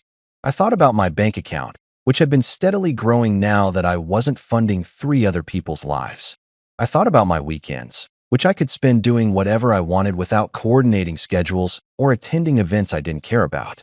I thought about my stress levels, which had dropped so dramatically that my doctor had actually commented on my blood pressure improvement at my last checkup. And then I thought about Tyler's text, sitting there unanswered, probably with him staring at his phone waiting for those 3 dots to appear that would indicate I was typing a response. I imagined him checking every few minutes, hoping, waiting, probably crafting follow-up messages in his head about what else he could say to convince me. I smiled sadly, the kind of smile you give when you're mourning something that was already dead, but you're only now having the funeral. My thumb hovered over the keyboard, and I started typing a response. Something about how I appreciated the apology, how I was glad he understood now, how maybe we could meet for coffee sometime and talk. Then I stopped, read what I'd written, and deleted every word. Because here's the brutal truth that I'd learned over 6 months of living alone and actually being happy. Some doors, once closed, should stay closed. Some bridges, once burned, should stay ash. Some lessons are only learned when you have to live with the consequences, and swooping in to rescue people from those consequences just delays the learning. Tyler needed to understand that actions have permanent repercussions, that some things can't be fixed with an apology, no matter how sincere. That being a real dad, the kind of dad I'd been, deserved more than being someone's second choice after their first choice didn't work out. So instead of responding, I hit delete on the whole conversation and went back to my documentary about deep-sea creatures. They were talking about anglerfish, the kind where the male fuses to the female and loses all independence, basically becoming a parasite that provides genetic material. The narrator called it romantic. I called it a cautionary tale and turned up the volume. My phone buzzed again. Another text from Tyler, probably wondering if I'd seen the first once. I didn't even look at it. I just reached over, flipped my phone face down on the couch cushion, and immersed myself back into the ocean depths where at least the predators were honest about eating you alive. Now I live in a calm house with my new girlfriend, Mara, who doesn't need rescuing or reminders that I matter. She laughs at my dad jokes voluntarily, a first in my entire adult life. She actually finds my spreadsheet obsession endearing instead of annoying, probably because she's a software engineer who understands the beauty of well-organized data. We met at a coffee shop where she was debugging code and I was doing my taxes for fun, and somehow that turned into a conversation about the satisfaction of balanced equations, which turned into dinner, which turned into the healthiest relationship I've ever had. Mara has her own house, her own career, her own life that doesn't require me to fund it or fix it. When we decided to move in together, we actually split the costs 50-50 like adults who respect each other. Revolutionary concept, I know. She pays her own bills, manages her own responsibilities, and when she says she appreciates something I did, I actually believe her because she's not saying it while simultaneously planning how to use me for the next crisis. We go on dates where nobody's kids call with emergencies that require immediate financial intervention. We watch movies all the way through without someone barging in to ask where their charger is or complaining that we're being too loud. We have actual conversations about our days that don't revolve around someone else's drama or someone else's needs or someone else's refusal to acknowledge basic reality. It's peaceful. Boring, some people might say. But after 8 years of chaos disguised as family, boring feels like winning the lottery. Sometimes I drive past Ryan's mom's place, because of course he eventually had to move in with his mother when the eviction happened and he couldn't afford a new apartment. It's on my way to the gym, so I see it a few times a week. There's usually a collection of bikes and toys scattered across the front lawn like a yard sale that never got put away, and occasionally I'll see Tyler or Lily outside looking absolutely miserable while Ryan's mom yells at someone about something through the screen door. Last week I saw the whole crew out there. Ryan, Jasmine, both kids, and Ryan's mom who looks like she regrets every life choice that led to her 58-year-old self housing her son's entire failed family experiment. They were unloading groceries from a car that was definitely not the nice SUV Jasmine used to drive. More like a 15-year-old sedan that was probably held together by hope and duct tape. Tyler was carrying bags that looked heavy, his shoulders slumped in that universal teenage posture of defeat. Lily was sitting on the porch steps scrolling through her phone. Probably the basic model they could afford now, not the latest iPhone I used to buy her every year. I almost felt bad. Almost. It was about the same level of sympathy you'd feel watching someone eat food they insisted on ordering even after you warned them it was terrible. Like, yeah, that sucks for you. But also you were told this would happen and you chose not to believe it, so here we are. But then I remembered something specific, clear as day, like my brain had been saving it for exactly this moment. I remembered Tyler standing up at that family meeting, looking me in the eye with all the confidence of a kid who'd never had to face real consequences, and shouting, "You're not my real dad." Like it was some kind of trump card, some ultimate weapon that would put me in my place. And I think to myself, as I drive past their tragedy in progress, you're right, kid. I was better. Because here's what I've learned over the past year and change. What I've come to understand with the clarity that only comes from distance and therapy, and a lot of quiet nights thinking about where it all went wrong. Real dads don't come from DNA. They don't come from biology or genetics or whose name is on the birth certificate. They come from consistency. They come from sacrifice. They come from showing up every single day, even when it's hard, even when it's thankless, even when nobody's watching or appreciating it. Real dads come from being there at 3 in the morning when someone has a nightmare. They come from attending every single school event even when you'd rather be literally anywhere else. They come from learning to braid hair from YouTube videos and sitting through dance recitals and pretending to understand TikTok trends. They come from having uncomfortable conversations about bullies and bodies and feelings. They come from enforcing rules that make you the bad guy because you care more about their future than their current opinion of you. More like the smile of a man who'd just performed the most expensive magic trick of his life, making an entire family disappear with nothing but receipts and boundaries. Within 2 weeks, the universe decided to demonstrate exactly why they call it karma and not coincidence. I didn't have to do anything except sit back, sip my coffee, and watch the dominoes fall with the kind of satisfaction usually reserved for people who correctly predicted the ending of a mystery novel everyone else thought was unpredictable. The first domino was Ryan's housing situation. Turns out, landlords have rules about how many people can occupy a one-bedroom apartment, and 3 is generally not the approved answer. Ryan's landlord, a lovely woman named Patricia who apparently had eyes and could count, showed up 4 days after the kids moved in, took one look at the situation. 2 teenagers sleeping on air mattresses in the living room surrounded by boxes of stuff that wouldn't fit anywhere, and handed Ryan an eviction notice faster than you can say lease violation. Ryan called me, naturally, because apparently I was still the go-to problem solver even though I'd explicitly resigned from that position. I let it go to voicemail. Then I listened to the voicemail on speaker while eating Chinese takeout.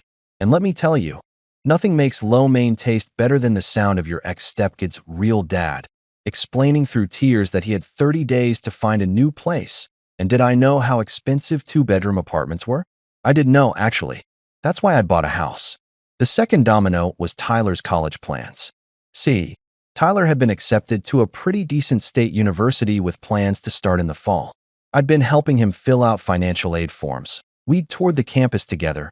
I'd even started talking to him about majors and career paths. But all of that required something called parental financial information. And suddenly Ryan's bartender income, combined with Jasmine's part-time retail job, wasn't painting the pretty picture that my accountant's salary had been painting. Tyler's financial aid package evaporated faster than my patience had during that family meeting. The scholarships that had seemed like sure things suddenly weren't so sure when the financial need calculations changed. The student loans he qualified for weren't enough to cover tuition, room, and board. And the college fund I'd liquidated? Well, that money was sitting in my personal savings account, earning interest and minding its own business. Tyler called me crying about it. I almost answered. Almost. But then I remembered him clearing his throat like a lawyer and telling me I owed his father an apology, and I let that call go to voicemail too. Later, I listened to him sob about how his whole future was ruined and could I please help him figure this out, and I deleted it while watching Netflix on my giant TV that no longer had anyone else's profiles cluttering up my recommendations. The third domino was Lily's soccer career. She'd been playing competitive soccer for 3 years, on a travel team that cost approximately $3,000 per season when you factored in league fees, tournament costs, equipment, and travel expenses. She was actually pretty good, had dreams of playing in college, maybe even getting a scholarship. But competitive sports require money, lots of it, and consistency, and someone who can drive you to practices 4 times a week and games every weekend. Ryan's work schedule as a bartender meant he worked most evenings and weekends. Jasmine's retail job wasn't much better, and neither of them had $3,000 lying around for soccer fees. Lily quit the team after 2 weeks. I heard about it through Facebook, of all places, where her coach had posted something nice about wishing her well in her new chapter. I felt a tiny pang of guilt about that one. Tiny, very tiny, about the size of the consideration they'd given my feelings during their little family intervention. The fourth domino was just general quality of life stuff that I hadn't even realized I'd been providing. Jasmine had to move in with her sister Karen, who lived in a tiny 2-bedroom condo on the sketchy side of town and had exactly 1 towel per person in her household because she believed in minimalism, which was really just code for broke, but making it sound intentional. Karen also had a grudge against Jasmine from some argument they'd had in 2015 about a borrowed dress that was never returned. So the living situation was about as comfortable as a bed of nails covered in lemon juice. I knew all this because my buddy Jeff was dating Karen's coworker, and information travels fast in social circles when people enjoy watching drama unfold. My phone became a symphony of missed calls. Tyler begging, Lily crying, Ryan pleading for just a little help, man, just to get us through this rough patch. Jasmine alternating between anger and desperation, her voicemails ranging from, "You're a monster," to, "Please, we can work this out." I ignored them all while sipping coffee from a mug I'd bought myself that said, "Not my circus, not my monkeys." Except it had been my circus for 8 years, and I'd finally sold my ticket and left the tent. Now I was just a spectator watching from a comfortable distance, and the view was pretty damn good. I did answer one call, about 3 weeks in, just to see what would happen. It was Jasmine, and her voice was small in a way I'd never heard before. "Miles, please. The kids are miserable. Ryan can't handle this. I made a mistake." "You made several mistakes," I corrected her. "But the biggest one was thinking I'd still be here to fix them." "I'm not your solution anymore, Jazz. I'm not anybody's solution. I'm just a guy who learned an expensive lesson about the difference between being appreciated and being used." "What do you want me to say?" she asked, and I could hear tears in her voice. "Nothing," I said honestly. "There's nothing you can say that changes anything. You sat there at that table and agreed with them when they said I was overstepping. You chose them over me, and now you get to live with that choice. We all do." I hung up and blocked her number. Then I ordered pizza, the expensive kind with the fancy toppings, because I could afford it now that I wasn't feeding 4 people and funding someone else's dream of having their cake and eating it too. 6 months later, I was living my best life. I'd redecorated the house, finally got that home theater system I'd been eyeing for years, and discovered that cooking for one is actually kind of zen when you're not constantly being interrupted by someone asking where their other shoe is or complaining that dinner doesn't look like the picture on Pinterest. I was in the middle of watching a documentary about deep-sea creatures, in peace, without anyone talking over it, when my phone buzzed with a text from an unknown number. I almost deleted it without reading, because at this point I'd blocked so many variations of my former family's numbers that unknown contacts were usually either spam or someone trying to sneak past my defenses to beg for money. But something made me open it, and I'm still not sure if I'm glad I did. "Dad?" It started, and I immediately knew it was Tyler because he was the only one who'd ever called me that without being prompted or bribed. "I understand now. Ryan isn't a real father. You were. I'm sorry." I sat there staring at those words for a solid 5 minutes, reading them over and over, watching the letters blur slightly, because apparently my eyes were leaking and I didn't remember authorizing that. The text continued. "He bailed again last week. Just left. Said he couldn't handle the responsibility. We're back with Mom at Aunt Karen's, and it's awful. I miss you. I miss our house. I miss when things were normal. I know I screwed up. I know what I said at that dinner was horrible. I was stupid and I let him get in my head, and I'm so sorry. Please call me. Please. I just want to talk." It was followed by another text. "I looked at the financial breakdown you gave Ryan. I never knew you spent that much on us. I never thought about it. I just thought that's what dads did, but now I see that's what you did. Ryan never did any of it. He still hasn't. I get it now. You were the real dad the whole time, and I threw it away because I was an idiot kid who thought fun weekends meant more than everything else. I'm sorry doesn't even begin to cover it, but I'm sorry anyway." Then another. "Lily wants to apologize too, but she's too scared to text you. She cries about you a lot. She keeps her old dance photos up, the ones where you're in the audience making those goofy faces to make her laugh before she went on stage. She misses you. We both do. Mom does too, even though she won't admit it. Please, Dad, can we talk?" I read through all 3 texts twice, then a third time, and felt something crack in my chest. Not break. It had already broken months ago at that dinner table. This was different. This was the sound of scar tissue being tested, stretched, pulled up by emotions I'd worked very hard to bury under layers of righteous anger and financial documentation. Part of me wanted to call him immediately, wanted to hear his voice, ask him how he was doing, tell him I forgave him and we could work through this. That part of me remembered teaching him to tie his tie for his first school dance, remembered staying up until 2 in the morning helping him finish a history project he'd procrastinated on, remembered the way his whole face lit up when I showed up to his basketball games, even though he spent most of the time on the bench. But there was another part of me, a harder part that had been forged in the fires of that family meeting and tempered by 6 months of peace and quiet, that remembered something else. That remembered the look on his face when he'd called Ryan his real dad. That remembered how easily he'd dismissed 8 years of my life with a prepared speech about overstepping. That remembered that apologies are nice, but they don't pay refunds on wasted years. I thought about what responding would mean. It would mean opening that door again, letting them back into my life, probably helping them out of whatever mess they'd gotten into because that's what I did. I fixed things, I solved problems. I was the reliable one who showed up. And if I'm being honest with myself, which I was trying to be these days, I knew exactly what would happen. I'd help Tyler with college applications again. I'd probably end up paying for some of it because watching him throw away his future wouldn't sit right with me, even after everything. Lily would start asking about dance lessons again, and I'd cave because I'm weak when it comes to her tears. Jasmine would slowly work her way back into my good graces, promising things would be different this time. And I want to believe her because 8 years of history doesn't just disappear even when you really, really want it to. And then what? We'd do this whole dance again until the next time someone decided I wasn't good enough or was overstepping or didn't measure up to whatever fantasy they'd constructed. I'd go back to being the emotional support accountant, the backup dad, the guy who was good enough when nobody better was available.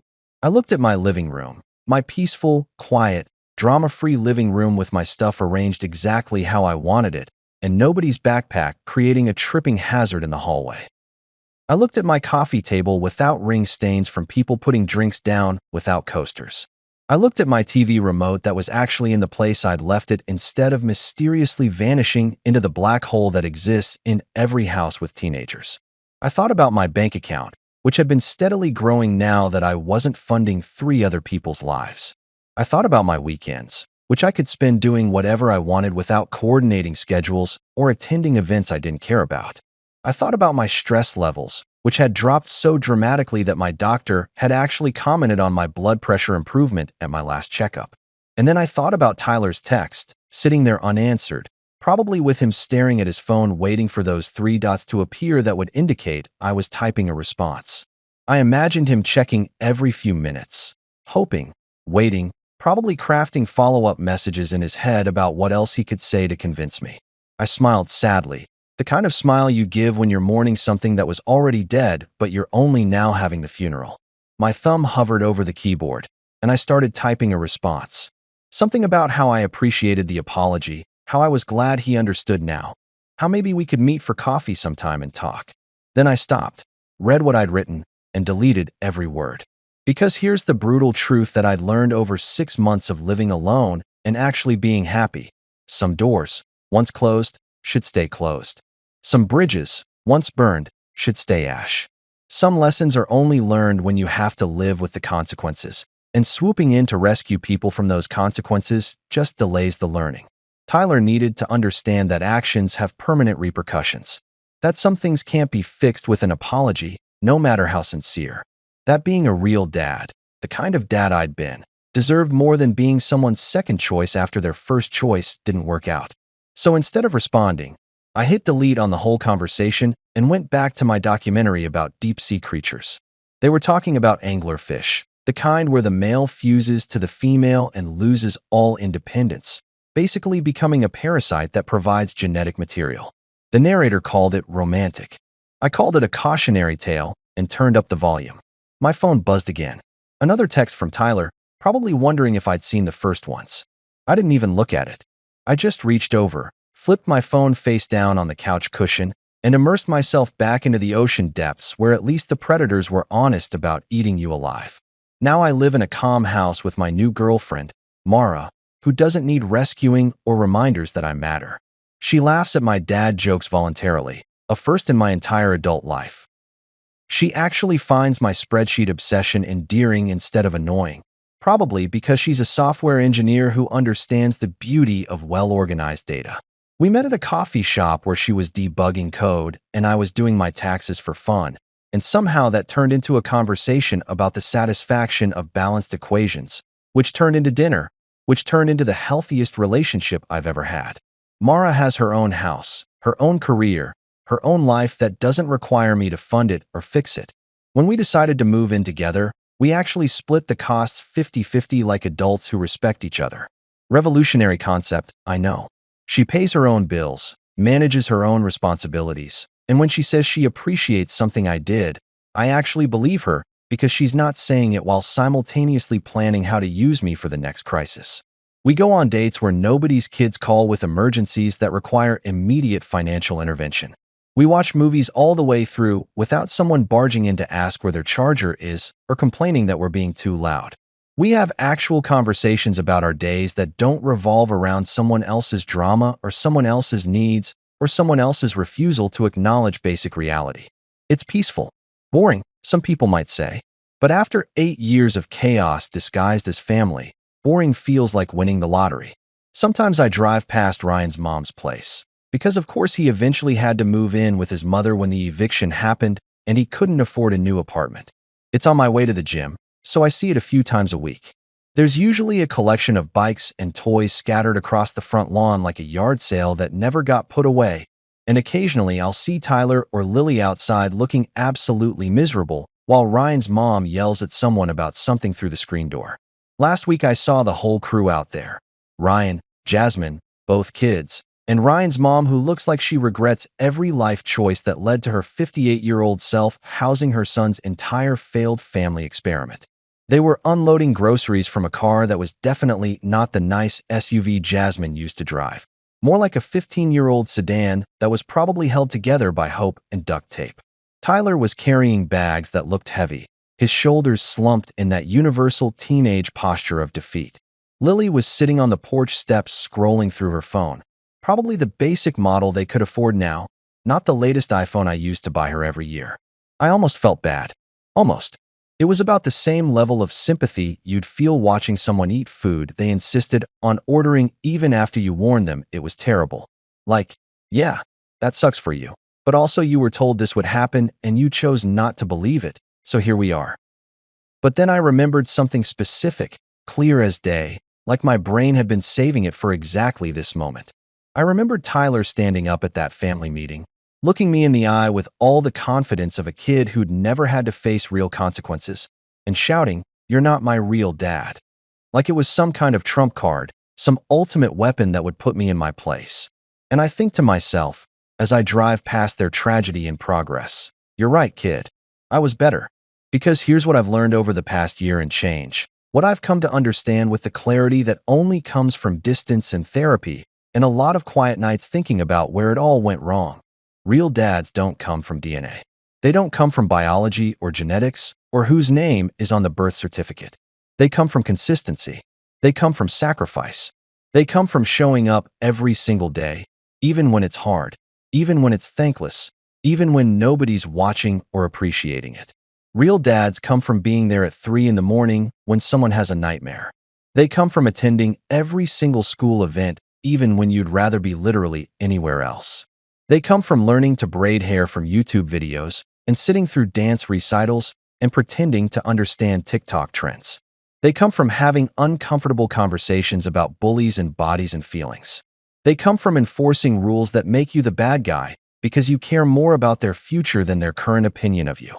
Real dads come from Wi-Fi bills in their names and health insurance policies that cost extra and college funds that require sacrifice and groceries that include the weird specific brand of cereal that only one person eats.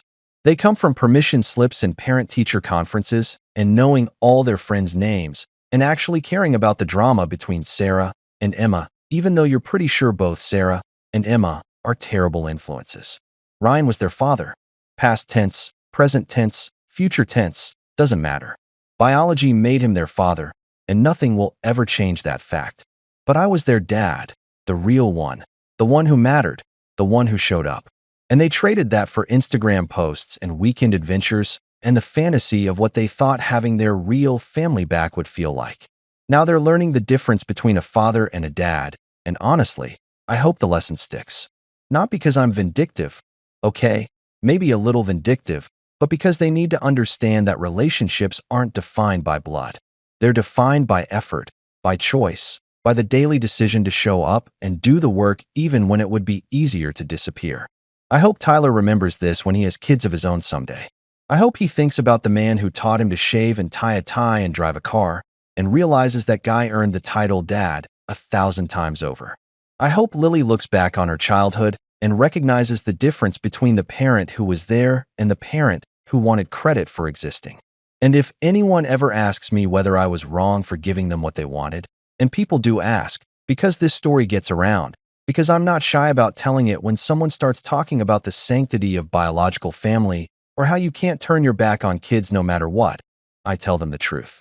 I just gave them an itemized reality check, with interest. Some people think I'm cold for that. Some people think I should have been the bigger person, should have forgiven them, should have let them back in when they apologized. Those people have never spent 8 years building a family only to be told they were overstepping. Those people have never had to explain to a crying kid that no, they can't have the latest sneakers because their real dad doesn't budget for things like that. Those people have never watched someone they love choose literally anyone else over them and then expect them to stick around anyway. I chose myself. After 43 years of being the nice guy, the reliable guy, the guy who everyone could count on to sacrifice himself for their comfort, I finally chose myself. I chose peace over chaos. I chose appreciation over obligation. I chose a partner who sees my worth instead of my wallet. Mara and I are talking about getting a dog. Just a dog, not kids, not a ready-made family that comes with baggage and biological parents who might show up later and ruin everything. Just a dog who will love us unconditionally and won't ever tell us we're overstepping or not their real owners. We're thinking about a rescue, which Mara says is poetic given my history. I think it's just practical. Rescue dogs are already house-trained and past the puppy destruction phase. But if she wants to see poetry in it, I'll let her. That's what you do when someone actually cares about you instead of what you can provide. Life is good now. Really good. Quite good. The kind of good that doesn't make for dramatic stories or social media posts, but makes for actual happiness. The kind of good where you wake up in the morning and don't immediately feel stressed about what crisis you'll have to solve before breakfast. And if I sometimes wonder how Tyler and Lily are doing, if I occasionally think about texting them back or showing up at Ryan's mom's place with solutions to their problems, I remind myself of something important. I already raised them once. I already gave them everything I had. The fact that they didn't value it until it was gone isn't my problem to solve. They wanted their real dad. They got him, and I got my real life back. Turns out, we all won. Some of us just won differently than others. My daughter's new husband forgot his cell phone in my house. It rang, and on the screen appeared a photo of my wife, who had died 5 years ago. When I opened the message, my heart almost stopped. Look, I'm going to level with you right off the bat. Retirement is a scam.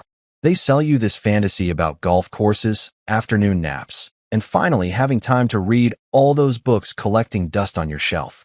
What they don't tell you is that retirement is actually just you, alone in a house that's too quiet, making coffee that tastes like disappointment, and wondering why the hell Netflix keeps asking if you're still watching. Yes, Netflix, I'm still watching. What else am I supposed to do? Take up knitting. It's Sunday morning, and I'm standing in my kitchen wearing sweatpants that have seen better decades, trying to brew a pot of coffee that doesn't taste like I filtered it through an old gym sock.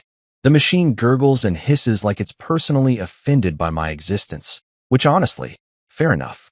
I've been taking out my general life frustrations on this poor appliance for the better part of 6 months now, ever since I realized that being retired doesn't make you feel free. It just makes you feel old and useless with more time to think about it. My daughter Claire is visiting with her shiny new husband, Mason. They've been married for 3 months, which in modern marriage years is basically still the honeymoon phase where they haven't discovered each other's truly annoying habits yet. Give it time, kids. Give it time. Mason is one of those guys who looks like he was assembled in a factory that specializes in producing successful young professional mannequins. Perfect hair that probably costs more to maintain than my mortgage. A smile so white it could guide ships to shore, and cologne. Jesus Christ, the cologne. The man wears so much of it that I'm pretty sure it's less about smelling good and more about chemical warfare. It's the kind of scent that screams, I drive a leased BMW and have opinions about cryptocurrency. Every time he walks into a room, my nose stages a small protest and my eyes water a little. Dad, you really should think about updating your kitchen, Claire says, eyeing my ancient coffee maker like it personally offended her interior design sensibilities. She's standing by my counter in some outfit that probably cost more than my first car, looking around my house like she's mentally redecorating it into something that would appear in one of those home magazines where everything is white and nobody actually lives there. What's wrong with my kitchen? I ask, even though I know exactly what's wrong with my kitchen. It's stuck in 1997, just like my music taste and my understanding of TikTok. Nothing. If you're running a museum dedicated to the Clinton administration, Mason chimes in, flashing that perfect smile. I want to like him, I really do, but there's something about a man who uses hair gel on a Sunday that makes me deeply suspicious of his character. They stay for exactly 47 minutes. I know because I checked my watch 3 times. And then they're off to brunch or yoga or whatever the hell young people do on Sunday mornings that makes them feel superior to us old folks who just want to drink coffee in peace and watch birds argue over the feeder in the backyard. Love you, Dad, Claire calls out, giving me a quick hug that smells like expensive perfume and youth. Drive safe, I yell back, which is the official dad translation for, I love you too, but I'm emotionally constipated. The door closes behind them, and I'm left standing in my kitchen, coffee in hand, ready to embrace the peaceful chaos of doing absolutely nothing for the rest of the day.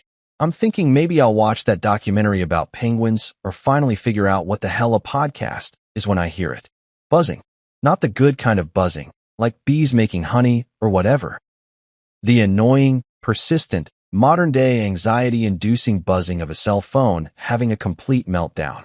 I look around my kitchen like the buzzing might be coming from my refrigerator achieving sentience, and that's when I see it. Mason's phone, sitting on my counter like a glowing rectangle of forgotten responsibility. The screen is lit up like a Christmas tree, notifications piling up faster than my credit card bills. Now, I'm going to be honest with you.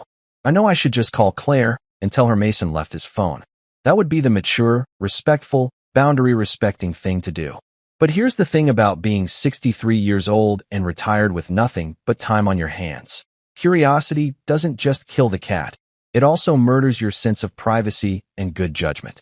I walk over to the counter, telling myself I'm just going to pick it up and set it somewhere safe. That's it. Just being a responsible adult. But the second my hand touches that phone, the screen lights up even brighter, and suddenly I'm staring at something that makes my brain short-circuit like my coffee maker on a bad day. My late wife's face is staring back at me. Laura, 5 years dead, still smiling in that photograph like she just figured out a new way to make me pay for that time I forgot our anniversary in 2003 and tried to cover it up by saying I was planning a surprise, when really I just forgot, because I'm an idiot. My hand freezes. My brain goes into full panic mode. The coffee cup in my other hand starts to shake, and I'm pretty sure I've stopped breathing because that's definitely Laura's face on Mason's phone. And unless my son-in-law has developed some seriously disturbing hobbies involving my deceased wife's photos, something is very, very wrong here. Then a text message pops up, and I swear to God, my heart stops completely. The message reads, Tuesday again, same time. Can't wait to hold you. The coffee cup slips. Coffee goes everywhere. Splashing across my counter, dripping onto the floor, probably soaking into my sweatpants, but I don't even notice because I'm too busy staring at this phone like it just told me the meaning of life. And also that meaning is absolutely terrifying. My dead wife, texting my daughter's husband, making plans for Tuesday to hold him. I stand there in my kitchen, covered in coffee, holding my son-in-law's phone, staring at my deceased wife's smiling face. And I realize with the kind of clarity that only comes from absolute chaos that my peaceful Sunday morning has just gone completely off the rails. Either Mason has been sexting my dead wife, or someone is pretending to be her, and honestly, I'm not sure which option is worse. All I know is that retirement just got a hell of a lot more interesting, and I'm going to need more coffee. A lot more coffee. So here's the thing about human nature that nobody wants to admit. When someone tells you not to do something, especially when that someone is your own conscience, you're going to do it anyway. It's like when the doctor says, don't Google your symptoms, and then you immediately go home and convince yourself you have a rare tropical disease, even though you haven't left Ohio in 3 years.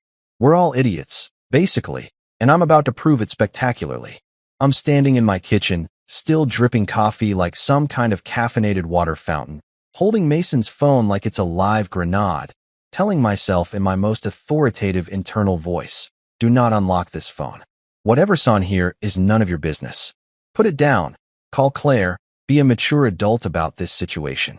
You know what I do next? I unlock the phone. Obviously. In my defense, and I'm really reaching here, I need to know if my dead wife is somehow involved in whatever fresh hell is happening. And the only way to know that is to completely violate my son-in-law's privacy and probably several federal laws in the process. If this goes south, at least I'll have an interesting story to tell my cellmate. The phone asks for a passcode. I stare at the screen, watching it blink at me expectantly, and I'm about to give up because what are the odds I'm going to guess Mason's passcode on the first try? Then I remember something Claire mentioned during one of her rambling wedding planning sessions that I'm mostly tuned out while pretending to care about napkin colors. Mason wanted their wedding date to be on Claire's birthday because he thought it was romantic. I type in Claire's birthday. 6 digits. May 14th. The phone unlocks. Rookie mistake. Mason. I mutter to my empty kitchen, feeling simultaneously proud of my detective skills and deeply disturbed by how easy that was. This is the guy who works in cybersecurity or finance or whatever the hell he does that requires business trips and expensive suits. You'd think he'd have better password hygiene, but apparently not. The home screen loads, and I'm immediately assaulted by approximately 7,000 notifications. This man has more apps than I have functioning brain cells right now. There's Instagram, Twitter, something called Slack that sounds vaguely threatening, and at least 4 different email accounts. Who needs 4 email accounts? That's not organization, that's paranoia with extra steps. But I'm not here for Mason's questionable app collection. I'm here for answers about why my dead wife's face is appearing on his phone with flirty text messages. So I navigate to his messages with all the confidence of a man who has absolutely no idea what he's doing, but is committed to the bid anyway. I find the conversation. It's listed under the contact name L. Just the letter L. Not Laura or mom's name that would be super creepy, or even a last name. Just L, which is either supposed to be discreet or Mason has the creativity of a brick. I tap on it, and the profile picture loads. There she is again. Laura, my wife, wearing that floral dress she absolutely hated. I remember that dress.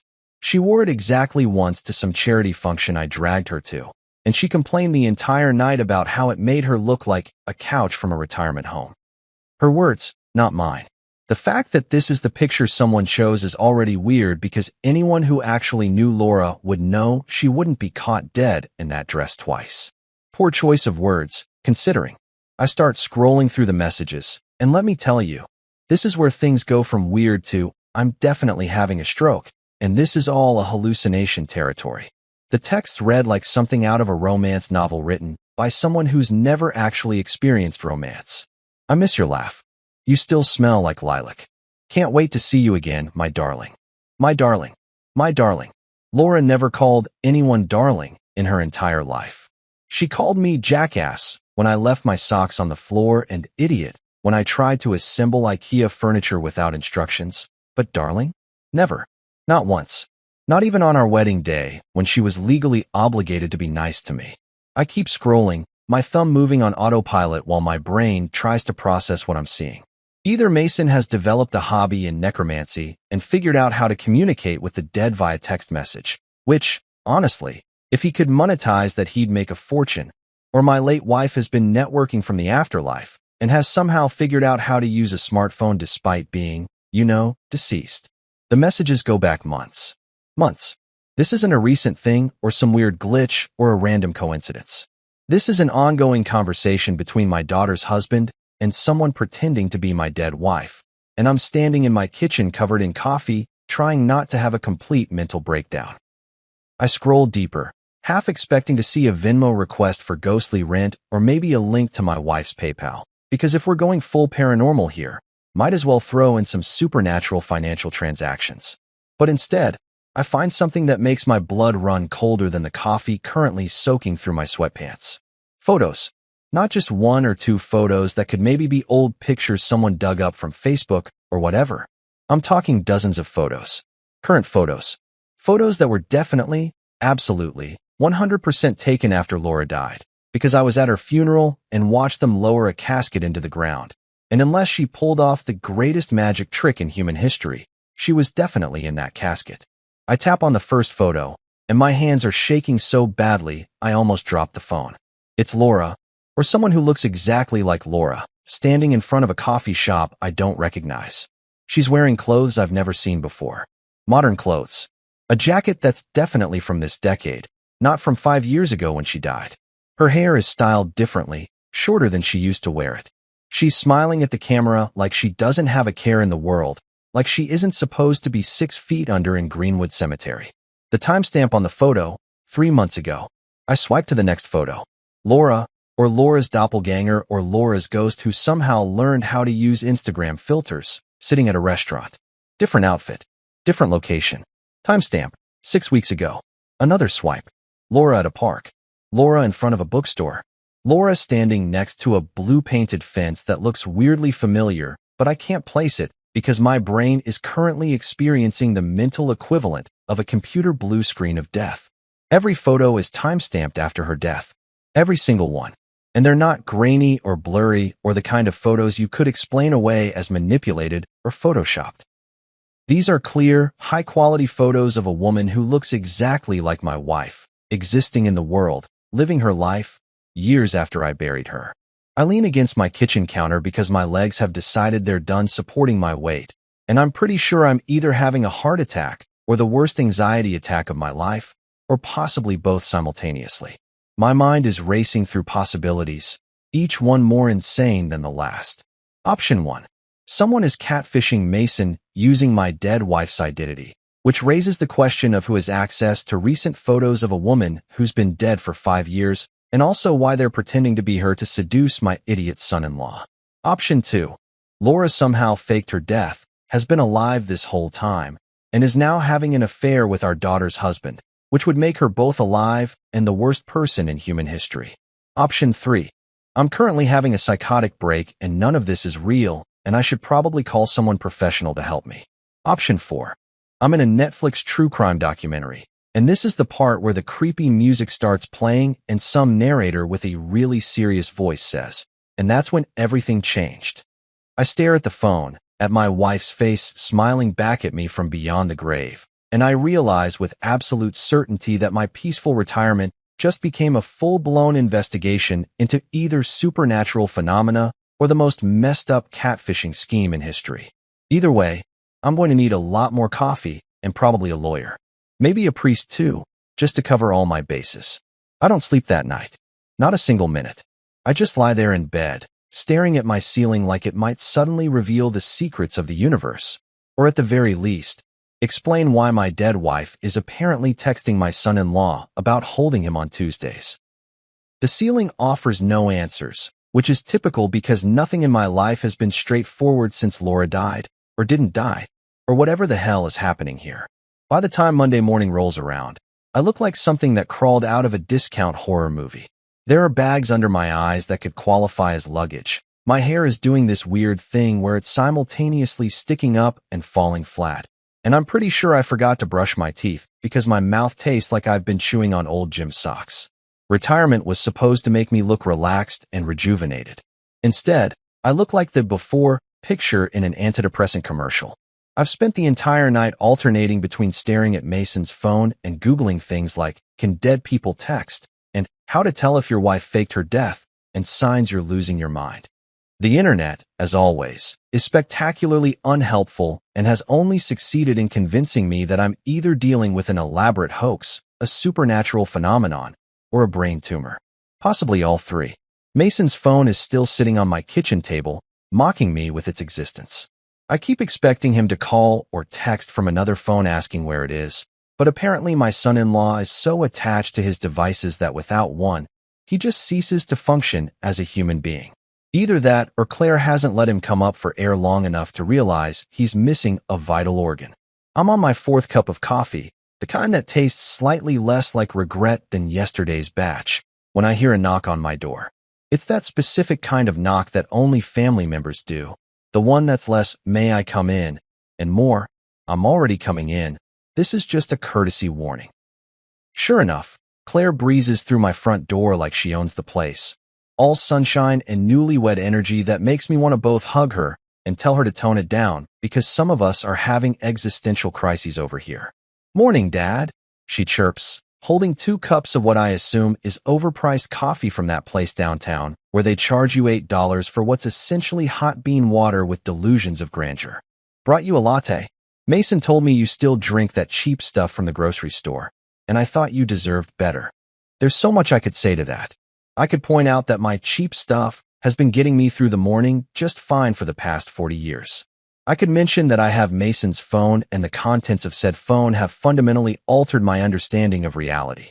Instead, I take the latte because I'm not a complete idiot, and free coffee is free coffee, even if it does cost $8. Thanks, sweetheart, I say, trying to sound like a normal father and not like a man who spent the entire night spiraling into paranoid theories about his deceased wife's secret life. What brings you by? Can't a daughter just visit her dad? She asks. But she's already looking around my living room with that expression she gets when she's mentally cataloging all the things she thinks I should update or throw away or generally improve about my life. Also, Mason left his phone here yesterday. He's been freaking out about it. You know how he gets without his technology. Oh, I know exactly how Mason gets. What I don't know is how Mason gets when his father-in-law confronts him about potentially having an affair with a dead woman. But I guess we're all about to find out. Yeah, about that. I start, setting down my fancy latte, and trying to figure out how to phrase, "Your husband might be sexting my deceased wife," in a way that doesn't make me sound completely insane. I found his phone and, oh thank God, Claire interrupts, already heading toward my kitchen where the phone is still sitting like a ticking time bomb of family drama. He's been driving me crazy.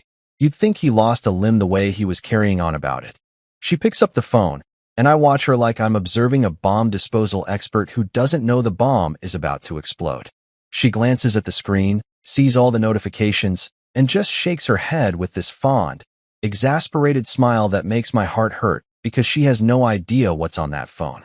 I swear, he's probably got 100 work emails by now, she says, tucking the phone into her purse.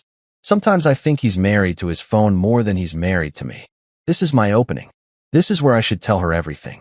Show her the messages, the photos, the evidence that her husband of 3 months is either involved in the world's most disturbing catfishing scheme or is somehow in contact with my dead wife. But when I look at her face, so happy, so blissfully unaware, I can't do it. Not yet. Not until I know more. Claire, I say carefully, how well do you actually know Mason? She laughs. Actually laughs. Like this is the most ridiculous question I've ever asked. Dad, I married him. I think I know him pretty well. But before you met him, I mean. His past relationships, his. Dad. She cuts me off with that tone that all daughters master by age 16. The one that means, I love you, but you're being ridiculous and I need you to stop. I know you worry. I know you think nobody's good enough for me, which is sweet, but also a little overprotective. But Mason is great. He's successful. He treats me well. He's just a little forgetful sometimes. Like with his phone. Right. Forgetful. About his phone. That he uses too. I stop myself before I say something I can't take back. To what? Claire asks, her eyebrows raised in that way that means I'm about 3 seconds away from getting a lecture about letting go and moving on and not being so paranoid about every guy she dates. Even though she's literally married to this one, so my paranoia seems pretty justified at this point. Nothing, I say, because I'm a coward and also because I need more information before I blow up my daughter's marriage over something I might be completely wrong about, even though every instinct in my body is screaming that I'm absolutely right about this. Just, Mom's gone, kiddo. You know that, right? The second the words leave my mouth, I regret them. Claire's expression shifts from amused to concerned, and she sets down her coffee to come over and put her hand on my shoulder like I'm some fragile old man who can't handle his grief. Dad, of course I know that. We all miss her. But you can't live in the past forever. Mom wouldn't want that. She squeezes my shoulder. She'd want you to let it go, to move on, to maybe even think about dating again. Not that I'm pushing, but Mrs. Henderson from your book club keeps asking about you. And, Claire, I'm fine. I interrupt. Because if we start talking about Mrs. Henderson and her aggressive casserole delivery schedule, I'm going to lose my mind. Really, I'm fine. Just tired. Didn't sleep well. She studies my face for a moment, and I can see her doing that thing she does where she tries to decide if I'm actually fine or just saying I'm fine because I'm a stubborn old man who doesn't know how to ask for help. Eventually, she seems to accept my answer, or at least decide that arguing with me isn't worth the energy. Okay, she says slowly. But if you need to talk, or if you're feeling lonely, you know you can call me, right? Anytime. I know, sweetheart. Thank you. She gives me a hug, grabs Mason's phone from her purse one more time to check if he's called her, then heads for the door. Love you, Dad. Try to get some sleep tonight, okay? You look awful. Love you too, kid. And thanks for that confidence boost. She leaves, and I'm alone again with my thoughts and my theories and the growing certainty that I'm about to uncover something that's going to make everyone in my family wish I'd just stayed retired and minded my own business. I sit down at my laptop, the one my grandson set up for me last Christmas and taught me how to use with the patience of a saint, and I pull up YouTube. If there's one thing retirement has taught me, it's that YouTube has a tutorial for literally everything, including, apparently, how to extract data from someone else's phone, which is definitely illegal, but probably justified under the circumstances. 3 hours and several easy step-by-step videos later, none of which were actually easy and all of which assumed I had more technical knowledge than I actually possess. I managed to connect Mason's phone to my laptop. I'm pretty sure I violated at least 4 different terms of service agreements and possibly a federal law or 2, but at this point, I'm committed to finding out the truth even if it means spending my golden years in prison. The photos download, and I start going through them one by one, looking for anything that might explain what the hell is going on. Most of them are boring. Mason's lunch, Mason's car, Mason taking selfies with Claire that make me want to throw my laptop out the window because nobody needs to see that many filtered photos of themselves. But then I find it. One small detail buried in a photo of Laura standing in front of some trees, smiling at the camera like she doesn't have a care in the world. Behind her, barely visible in the background, is a fence. A blue-painted fence. That exact specific shade of blue that I would recognize anywhere because I painted it myself 20 years ago during a weekend when Laura decided our lake cabin needed more personality. The cabin, Laura's favorite place in the world. The place where we spent summers and anniversaries and quiet weekends when we needed to escape from the chaos of regular life. The place I sold 6 months after her funeral because I couldn't stand going there without her, couldn't stand seeing her favorite chair empty or walking past her gardening tools or remembering all the memories we made there. I sold it to some couple from out of state, signed the papers, watched them drive away with the keys, said goodbye to that chapter of my life. So why is someone who looks exactly like my dead wife taking photos there? And who the hell is living in my old cabin? I sit back in my chair, and my stomach growls because apparently I forgot to eat anything today except coffee and more coffee. I should probably have some of that leftover lasagna in the fridge, the one Claire made last week that's sitting in there like a ticking time bomb of dairy-based indigestion. But food can wait. Sleep can wait. Everything can wait because I just found my first real lead, and I'll be damned if I'm going to let this go now. My wife's favorite cabin. The blue fence I painted. Photos time-stamped after her death. Someone's using that cabin. Someone who looks exactly like Laura. And I'm going to find out who, even if it kills me, or gives me heartburn. At this point, both seem equally likely. I've made a lot of questionable decisions in my 63 years on this planet. There was that time I bought a timeshare in Florida that turned out to be a swamp with delusions of grandeur. The year I tried to cut my own hair to save money and ended up looking like I'd lost a fight with a lawnmower. That incident with the home brewery kit that nearly blew up my garage. But calling Frank DeLuca at 7 in the morning to recruit him for amateur detective work might actually top the list. Frank answers on the 4th ring, sounding like he gargled with gravel and chased it with sandpaper. This better be good. I was having a dream about fishing and I actually caught something, which never happens in real life. So you just ruined my only source of accomplishment. I need your help, I say, pacing around my kitchen like a caged animal who's had way too much coffee. Something's going on with Mason, and I think my wife might be involved. There's a long pause on the other end of the line, long enough that I check to make sure the call didn't drop. Finally, Frank speaks, his voice cautious like he's talking to someone who might be having a mental breakdown. Buddy, Laura's been gone for 5 years. I know that, Frank. I was at the funeral. I gave the eulogy. I'm aware of the situation. Then what are you talking about? So I explain everything. The phone, the messages, the photos, the blue fence at the cabin. I lay it all out while Frank listens without interrupting, which is unusual because Frank normally interrupts everything, including movies, church sermons, and his own sentences. When I finish, there's another long silence. Then, so either someone's catfishing your son-in-law using your dead wife's identity, or Laura faked her death and is shacking up with Mason. or you've completely lost your mind and I need to drive you to the hospital. Those are our three options here. I'm not crazy, Frank. That's exactly what crazy people say. I should know. I arrested plenty of them.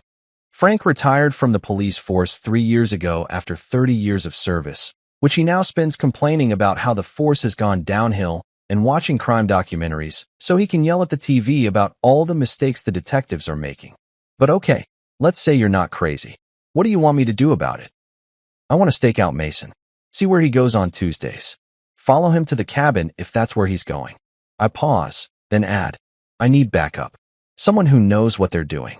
I spent 30 years busting drug dealers and breaking up bar fights, Frank says dryly. The most cybercrime I ever investigated was some teenager stealing his neighbor's Wi-Fi password. But sure, I'll help you spy on your son-in-law. Not like I had anything better to do. My wife's been trying to get me to paint the garage for 6 months anyway, so this gives me a legitimate excuse to avoid it. We agree to meet at my house on Tuesday morning. That gives me a full day to prepare, which I spend doing absolutely nothing productive except Googling how to tail someone without being noticed and watching YouTube videos about surveillance techniques. Most of them seem to assume I have access to professional equipment and unlimited funds. I have neither. What I do have is a pair of binoculars I bought in 1987 for birdwatching and never used, a car that makes suspicious noises when it goes over 40 miles per hour, and determination bordering on obsession. Tuesday morning arrives with all the enthusiasm of a root canal. Frank shows up at my door wearing what I can only describe as a disguise that looks like it came from a Halloween store's clearance bin. He's got on a baseball cap, sunglasses that are about 3 sizes too big for his face, and, I kid you not, a fake mustache. What the hell are you wearing? I ask, staring at him like he just announced he's joining the circus. It's a disguise, Frank says, adjusting the mustache, which immediately starts peeling off on one side. We're doing surveillance. We need to blend in. Look inconspicuous. Frank, you look like a pedophile at a playground. Nobody's going to believe that's real. It cost me $12 at the pharmacy. It's plenty real. He tries to press the mustache back onto his upper lip, but it's fighting a losing battle against gravity and poor adhesive. Besides, you want to talk. You're wearing a shirt that says, World's Best Grandpa, and you don't even have grandkids. Claire gave me this shirt. I'm being supportive of her future plans. You look like you're about to attend a barbecue, not conduct surveillance on your son-in-law. We bicker about our respective fashion choices for another 5 minutes before I remind Frank that we're supposed to be professionals here, which makes us both laugh because we're about as professional as a couple of raccoons trying to operate heavy machinery. The plan, and I use that term loosely, is to follow Mason from his office to wherever he goes on Tuesday afternoons. According to Claire, he leaves work early every Tuesday for client meetings, which is apparently code for visiting someone who looks like your dead mother-in-law at a cabin. But we need proof. We need to see it with our own eyes because right now, all I have is circumstantial evidence and a growing certainty that I'm either solving a mystery or having a spectacular mental breakdown. We stake out Mason's office building, which is one of those modern glass structures downtown that looks like a PlayStation 4 standing on its end. Frank and I are parked across the street in my car, which is making concerning rattling noises that suggest it might be planning its own retirement soon. There, Frank says, pointing. His mustache has fallen off completely now and is sitting on the dashboard like a dead caterpillar. That's him, right? Sure enough, Mason emerges from the building at exactly 2:30, looking like he just walked off the set of a cologne commercial. He's checking his phone, presumably the one I violated extensively, and heading toward his car with the kind of purposeful stride that suggests he's got somewhere to be and someone to meet. Follow him, Frank says, like we're in some kind of cop drama, and he's the grizzled veteran teaching the rookie the ropes. I know how to follow someone, Frank. I'm not an idiot. You called me at 7 in the morning to help you spy on your daughter's husband. I'm questioning a lot of your life choices right now. Fair point. I start my car, which responds by making a noise like a dying walrus, and pull out into traffic about 3 cars behind Mason. Frank has somehow produced a pair of binoculars from his jacket, different from mine, significantly newer, probably actually functional, and is peering through them like we're on some kind of safari. Not so close, Frank hisses. You're going to spook him. I'm literally 4 cars behind him. He can't even see us. That's what you think.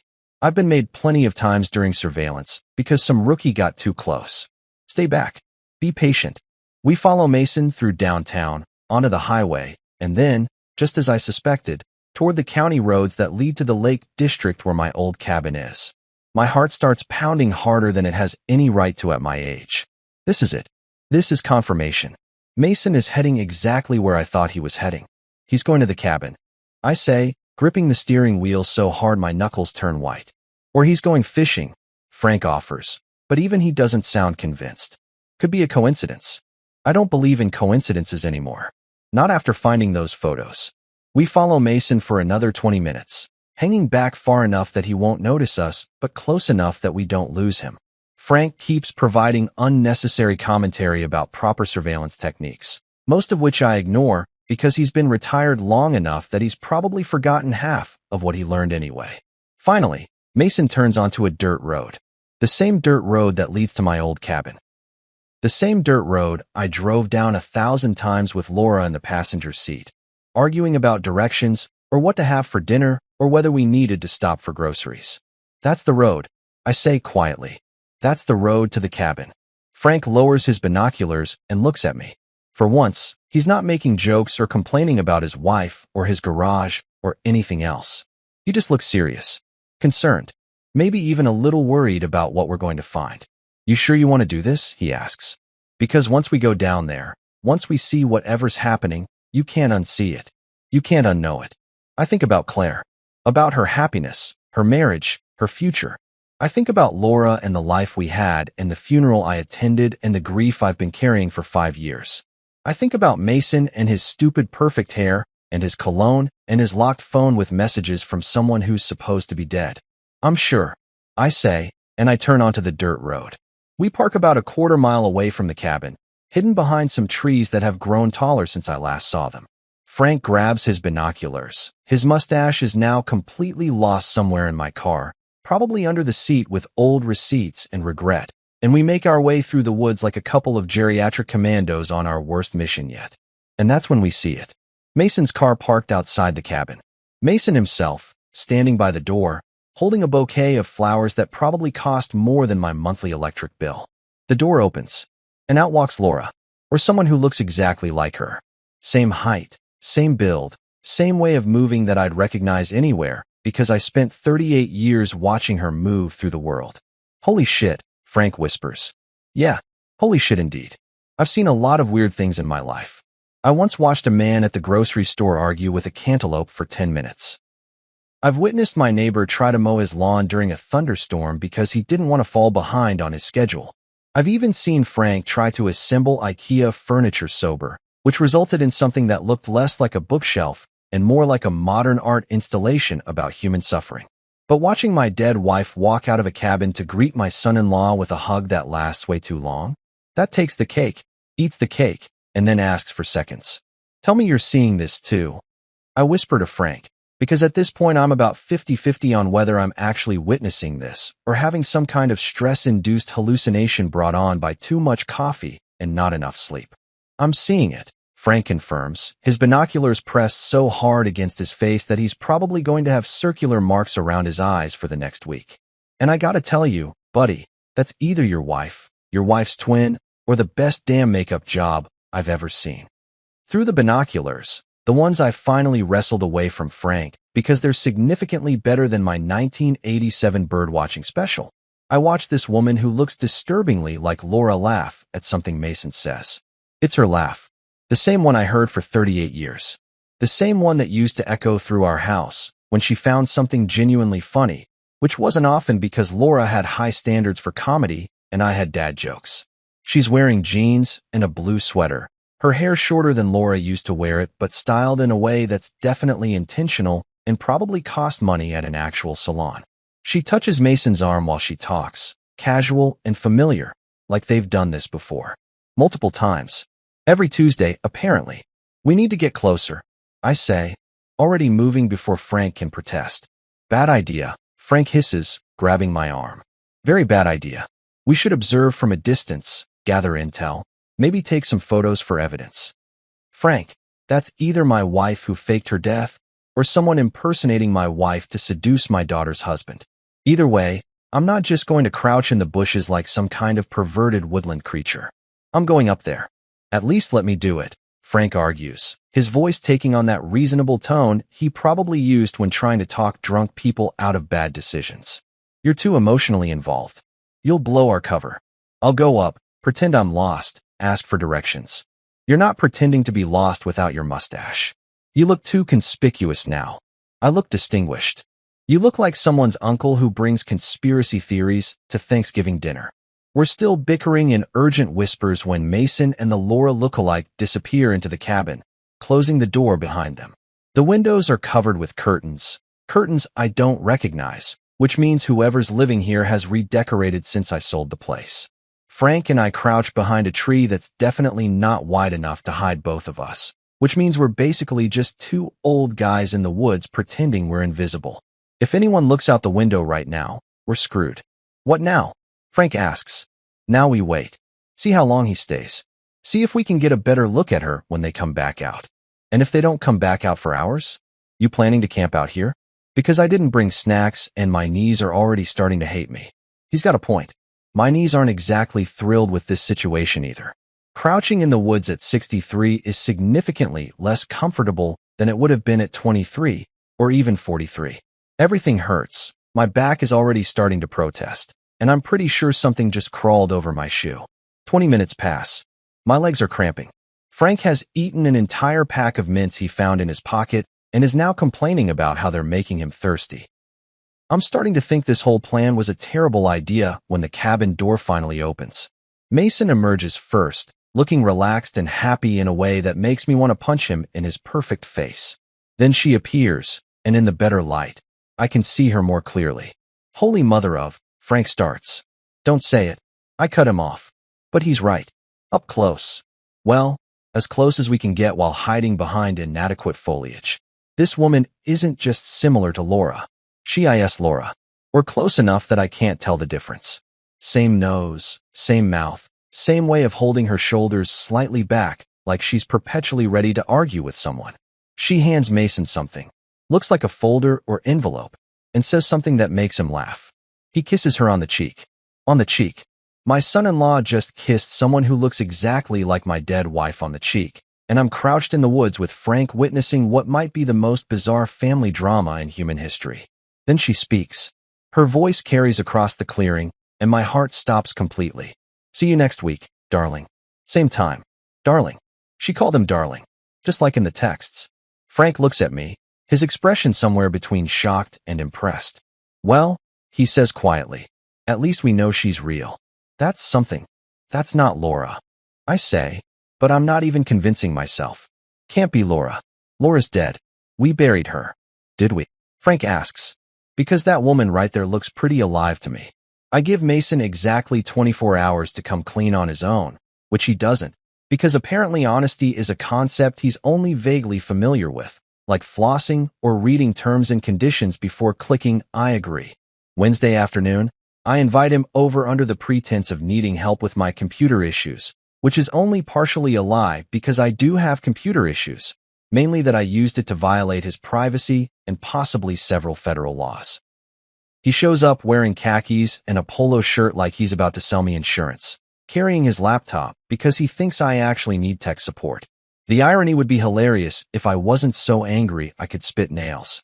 Thanks for coming, Mason, I say, gesturing for him to sit at my kitchen table. Can I get you some coffee? Sure, Mr. Brennan. Thanks. He's using that voice people use when they think they're talking to someone who's technologically incompetent and possibly senile. So what's the problem with your computer? Oh, the computer's fine, I say, setting down a cup of coffee in front of him. It's working great, actually. Helped me discover all sorts of interesting things. Like, for instance, photos from your phone. The color drains from Mason's face faster than water down a broken garbage disposal. His hand freezes halfway to the coffee cup, and I swear I can actually see the moment his brain short-circuits trying to figure out how to spin this. What? I don't. My phone was here, but I didn't give you permission to. Permission? I laugh, and it comes out harsh enough that Mason flinches. You're sleeping with someone who looks exactly like my dead wife, and you want to talk about permission? That's rich, kid. That's really rich. Sir, I think you're confused. Grief can make you see things, make you imagine. Buddy, I interrupt, leaning forward on the table. I've seen tax forms scarier than you. Don't try to gaslight me. I'm old, not stupid. There's a difference. Mason's practically vibrating with anxiety now, his leg bouncing under the table like he's trying to tap out Morse code for help me. Sweat is forming on his forehead, and I'm pretty sure if I had any houseplants, he could water them just by standing near them. Mr. Brennan, I can explain. Then explain. Because right now, the way I see it, you've been having an affair with someone who's either impersonating my deceased wife or my deceased wife, and I can't decide which option makes me want to strangle you more. He takes a shaky breath, and I can see him cycling through his options. Deny everything, run away, fake a heart attack. Instead, he does something I don't expect. He deflates completely, shoulders slumping like someone let all the air out of his ego. Her name is Lucy, he says quietly, staring at his untouched coffee. I met her at a grief support group 6 months ago. She introduced herself as Laura, said she'd been on a spiritual retreat after faking her death to escape some dangerous situation. I know how it sounds, but she knew things. Personal things about your family.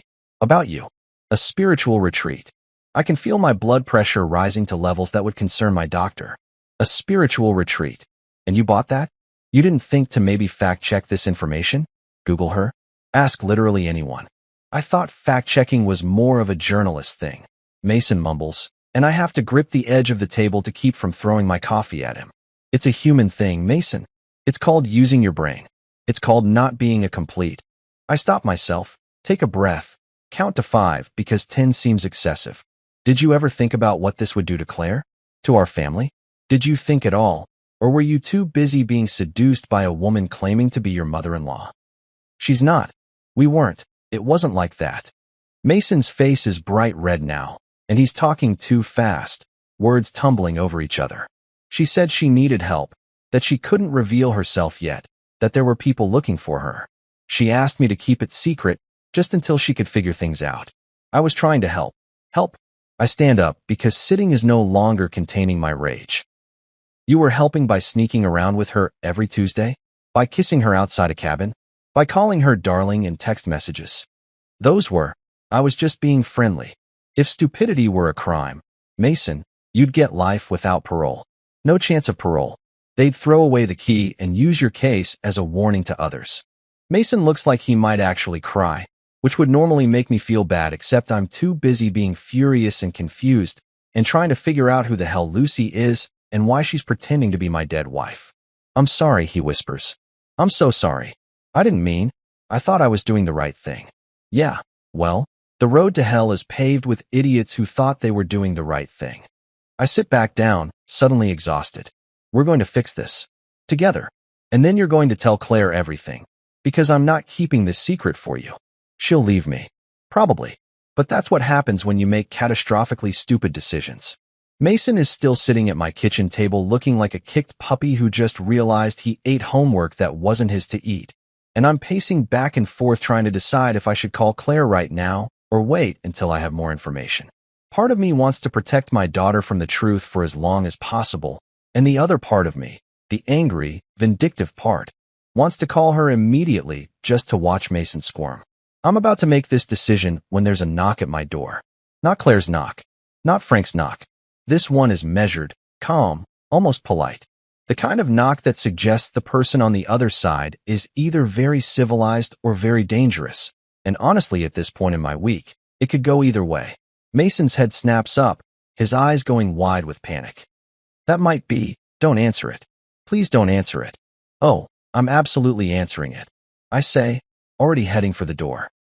At this point, I don't care if it's the FBI, the IRS, or Girl Scouts selling cookies. Actually, I hope it's Girl Scouts. I could use some thin mints to get through this nightmare. I open the door, and there she is. Laura. Or Lucy. Or whoever the hell this woman is who's been pretending to be my deceased wife and turning my retirement into a psychological thriller I never asked to be part of. She's standing on my porch holding a basket of muffins like she's some kind of suburban Martha Stewart who definitely hasn't been catfishing my son-in-law and impersonating dead people. The muffins smell like blueberries and fresh-baked lies. Hello, Richard, she says, and her voice is Laura's voice, but not quite. Like someone doing a really good impression, but missing some essential quality I can't quite name. I think we need to talk. I stare at her, then at the muffins, then back at her. My brain is doing that thing where it tries to process too much information at once and just sort of gives up and starts playing elevator music instead. Murderers don't bake, right? I finally say, which is possibly the stupidest thing I've ever said.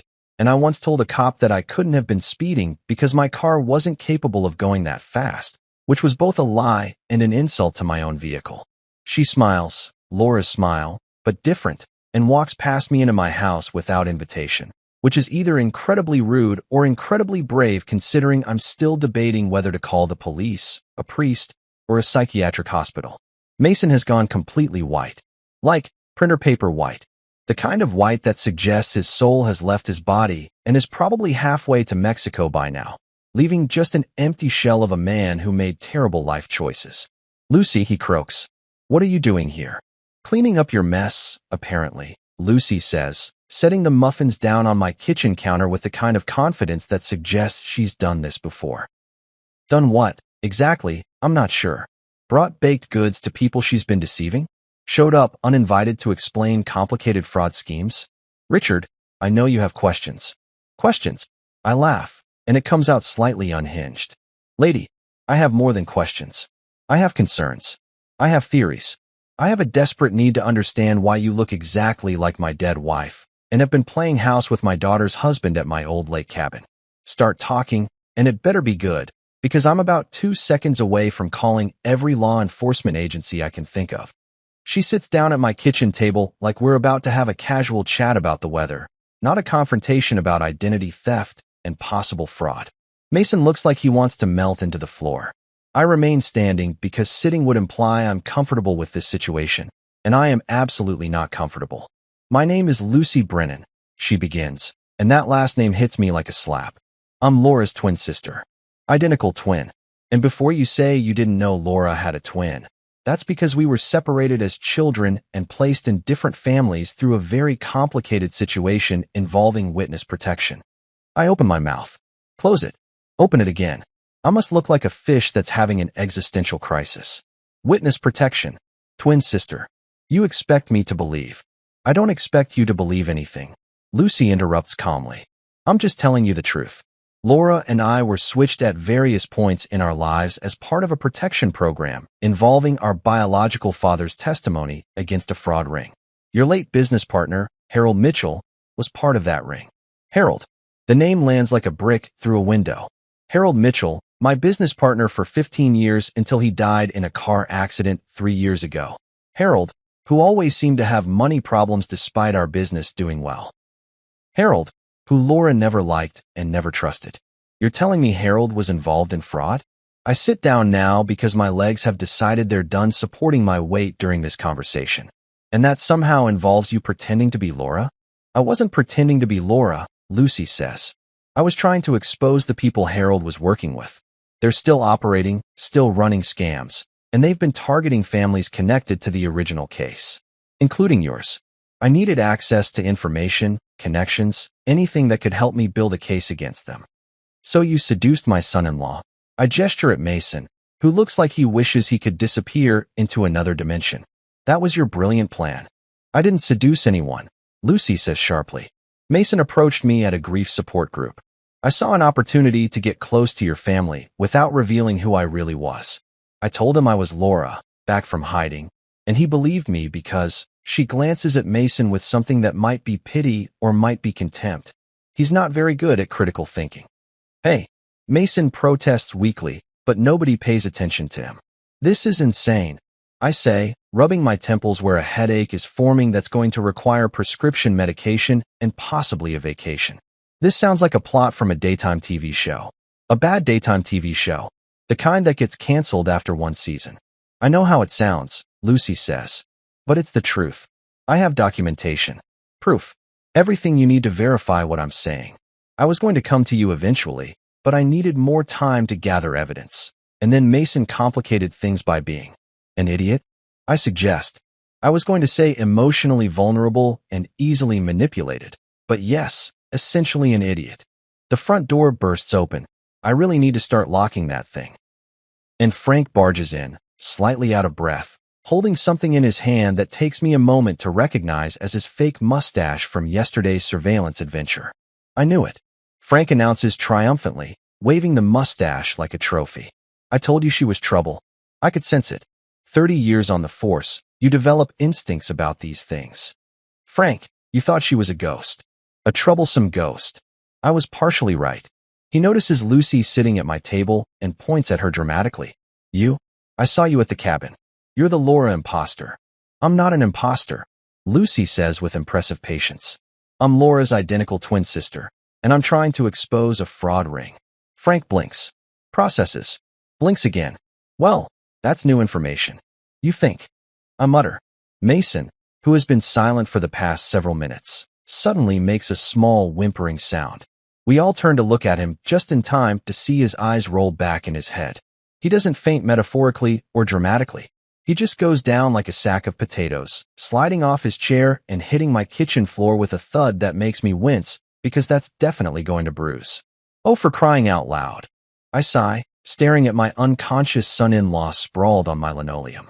Frank, get some water. Lucy, I don't suppose those muffins have any magical properties that make complicated family situations less complicated? They're just blueberries, Lucy says apologetically. Figures, I say. Nothing in my life can be simple. Not even the baked goods.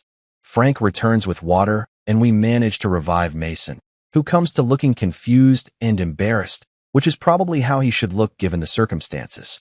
He sits on my floor, leaning against the cabinet, holding a wet dishcloth to his forehead while the three of us, me, Frank, and the woman who may or may not be my dead wife's twin sister, stand around trying to figure out what the hell happens next. So, Frank says, breaking the awkward silence. Anyone want a muffin? Because they actually smell pretty good, and I skipped breakfast. I look at Lucy, at Frank, at Mason on my floor, at the basket of muffins that started this whole conversation. Sure, I say, because at this point, why not? Let's have muffins while we discuss fraud rings and witness protection and whatever other insanity is about to get revealed. This is my life now. This is what retirement looks like.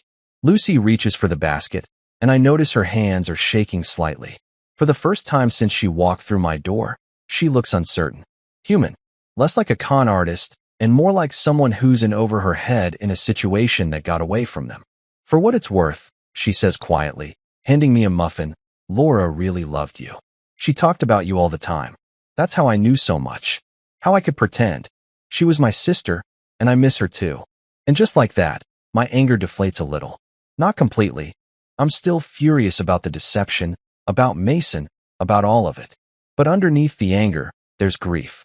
Old grief, meeting new complications, and somewhere in all of this mess, the memory of a woman I loved who apparently had a whole secret twin sister I never knew about. The muffins better be good, I say, because I don't know what else to say. They are. They're actually pretty damn good, which somehow makes everything worse.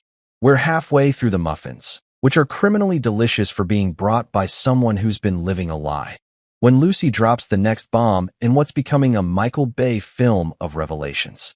There's something else you need to know, she says, picking at her muffin like she's trying to disarm it. About Laura. About the funeral. I freeze with a piece of muffin halfway to my mouth. What about the funeral? Lucy takes a deep breath, the kind people take before they say something that's going to fundamentally alter someone's understanding of reality. I've seen that breath before. It's the same one the doctor took before telling me Laura had stage 4 cancer. The same one the funeral director took when going over casket options. Nothing good ever follows that breath. Laura wasn't dead when you buried her, Lucy says. Or rather, you didn't bury Laura. You buried someone else. The muffin falls from my hand. Just drops straight onto my kitchen table, crumbling into pieces that seem weirdly symbolic of my mental state right now. Frank stops mid-chew, his mouth hanging open in a way that would be comical if this wasn't the most insane thing I've ever heard. Excuse me, I managed to say, though my voice sounds like it's coming from very far away, possibly from another dimension where things make sense. A body double? You're telling me I attended a funeral for a body double? It was the only way to protect her, Lucy says quickly, her words tumbling out like she's been holding them back for 5 years, and they're finally breaking free. The money laundering network Harold was involved with. They were closing in on Laura. She knew too much, had seen too much. Harold tried to keep her out of it, but once you're in that world, there's no clean exit. They threatened her. Threatened you. Threatened Claire. I blinked so hard I'm pretty sure I nearly sprained an eyelid. My vision goes blurry for a second, and I have to grip the edge of the table to keep myself grounded in reality, which is apparently more flexible than I previously understood. So let me get this straight. I say slowly, like I'm explaining something to a child except the child is me, and I'm trying to understand my own life. My business partner Harold was running a money laundering scheme. Laura found out. Bad people wanted her dead. So she faked her death, using a body double, and let us, believe she was gone for 5 years. She didn't want to, Lucy insists. She was protecting you.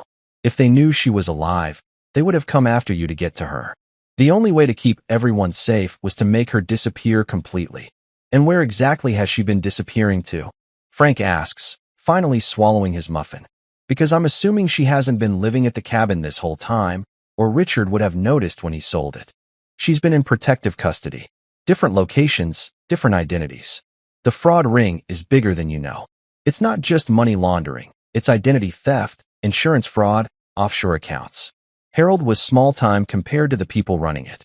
When he died in a car accident, I interrupt. Very convenient car accident. Are you telling me that wasn't actually an accident? Lucy's silence is answer enough. Jesus Christ, I breathe. They killed him. They killed him because he was getting sloppy, making mistakes, drawing attention. And Laura knew all of this. She'd seen documents, overheard conversations. She was the loose end they needed to tie up. Mason, still sitting on my floor like a confused toddler, finally speaks up. So when you said you were Laura coming back from a spiritual retreat, that was a cover story to explain why I looked exactly like a dead woman. Lucy finishes. I needed access to Richard's old files, his business records, anything that could help build a case against the people who are still operating. The FBI has been working on this for years, but they need concrete evidence. Evidence that might still be in this house.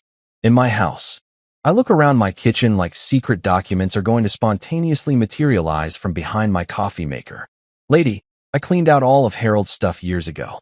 Threw most of it away. If there was evidence, it's long gone. Not the physical files, Lucy says. The digital ones. Harold backed everything up to a shared cloud server. He gave Laura the login information years ago, probably as insurance in case his partners turned on him. She never told you because she didn't want to drag you into it. But now we need it. The FBI needs it. So, to summarize what I've learned in the past 15 minutes, my wife is alive. My business partner was murdered by the mob or something equally terrifying. My son-in-law is an idiot of legendary proportions, and my emotional stability is somewhere between midlife crisis and soap opera finale with a twist ending nobody asked for. Where is she? I ask, and my voice cracks on the question. Where's Laura? Is she safe? Can I see her? Lucy's expression softens, and for the first time since she walked through my door, I see genuine emotion in her eyes. Sympathy, maybe even sadness. She wants to see you. Desperately. But we have to be careful. If the wrong people find out she's alive, if they track her location, I don't care about the wrong people.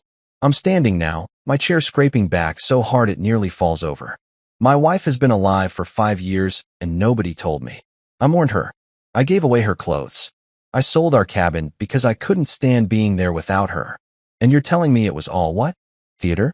A protection program? Well, congratulations. You protected me right into 5 years of grief and loneliness. Richard, Lucy starts, but I'm not done. No, you don't get to Richard me. You don't get to show up with muffins and explanations and expect me to just accept this. I want to talk to someone official, someone with a badge, someone who can verify that this isn't just an elaborate scam to get Harold's files or whatever the hell you're actually after. I can arrange that, a voice says from my doorway, and we all turn to see a woman in her 40s standing there with a badge clipped to her belt and an expression that suggests she's seen too much weird stuff to be surprised by anything anymore. Detective Marion Torres, FBI. And before you ask, yes, I've been listening to this entire conversation. You really should lock your door, Mr. Brennan.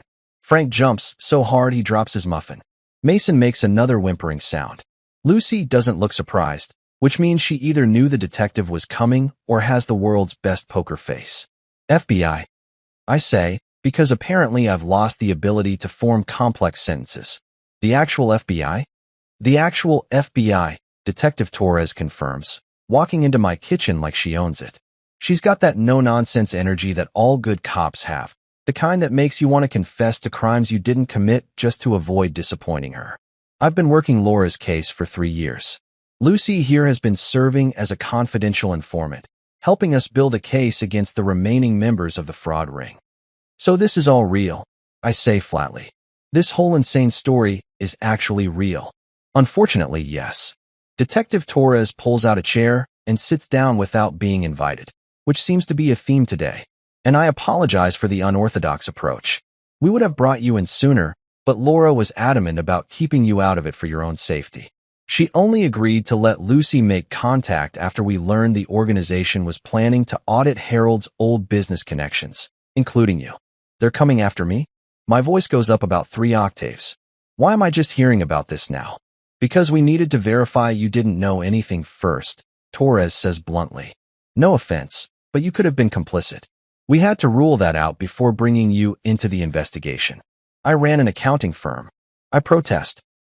The most exciting thing I ever did was find a miscalculation in someone's expense report. I didn't launder money. I didn't know Harold was laundering money. I'm boring. I'm so boring that my idea of a wild Friday night is watching Jeopardy and going to bed at 9:30. We know that now, Torres says, and there might be a hint of amusement in her eyes. Which is why we're here. We need your help, Mr. Brennan. And Laura needs your help. Laura. I sink back into my chair, suddenly exhausted. My wife. Who's alive? Who's been alive this whole time while I've been eating microwave dinners and talking to her picture like a crazy person? She never stopped loving you, Lucy says quietly.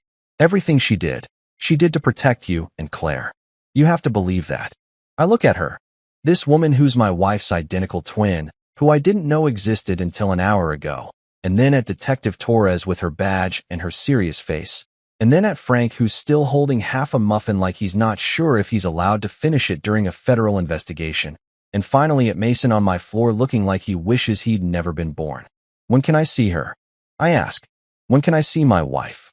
Detective Torres exchanges a glance with Lucy. Soon. But first, we need those files. And we need to make sure it's safe. The people we're dealing with, they don't leave loose ends. Like Harold, I say. Like Harold, Torres confirms. So we do this carefully, methodically, and above all, quietly. No telling Claire yet. No telling anyone. Can you do that? I think about my daughter, about her happiness, about the life she's building with the idiot currently sitting on my kitchen floor. I think about Laura, alive somewhere, hiding, waiting. I think about 5 years of grief that might have been unnecessary, and I feel something shift inside me. Not quite anger anymore. Not quite relief. Something in between that I don't have a name for. Yeah, I say finally. I can do that. But Detective Torres? When this is over, when Laura's safe and we've caught these bastards, my wife and I are going to have a very long conversation about communication and trust and the appropriate uses of fake funerals. Torres almost smiles. That's fair, Mr. Brennan. That's very fair. Frank raises his hand like we're in school.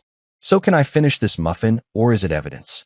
Detective Torres decides we're all going to the cabin because apparently my life has become a made-for-TV movie, and we're heading toward the dramatic climax where everything gets resolved in one convenient location. I half expect someone to show up with a camera crew and ask me to sign a release form. The drive there is surreal. I'm in my car with Frank riding shotgun, following Torres and Lucy in an unmarked sedan that screams federal agent, trying not to look like a federal agent, so loudly it might as well have a siren. Mason is in the back seat of my car, still looking vaguely nauseous and making small whimpering sounds every time we hit a bump. I've never been more aware of how terrible my car's suspension is. You okay back there, champ? Frank asks, turning around to look at Mason with all the sympathy of a shark observing a wounded seal. I think I'm having a panic attack, Mason whispers. Yeah, that tracks, Frank says, turning back around. Breathe into a paper bag or something. We don't have time for you to pass out again. I don't have a paper bag. Then suffer quietly. I would tell Frank to be nicer, but honestly, I'm still processing the fact that my wife is alive, and I'm about to see her for the first time in 5 years, and Mason's emotional state is pretty low on my priority list right now. Somewhere between remember to buy milk and reorganize sock drawer. The cabin comes into view, and my heart does this weird stuttering thing that makes me wonder if I should have brought my blood pressure medication. It looks the same as I remember.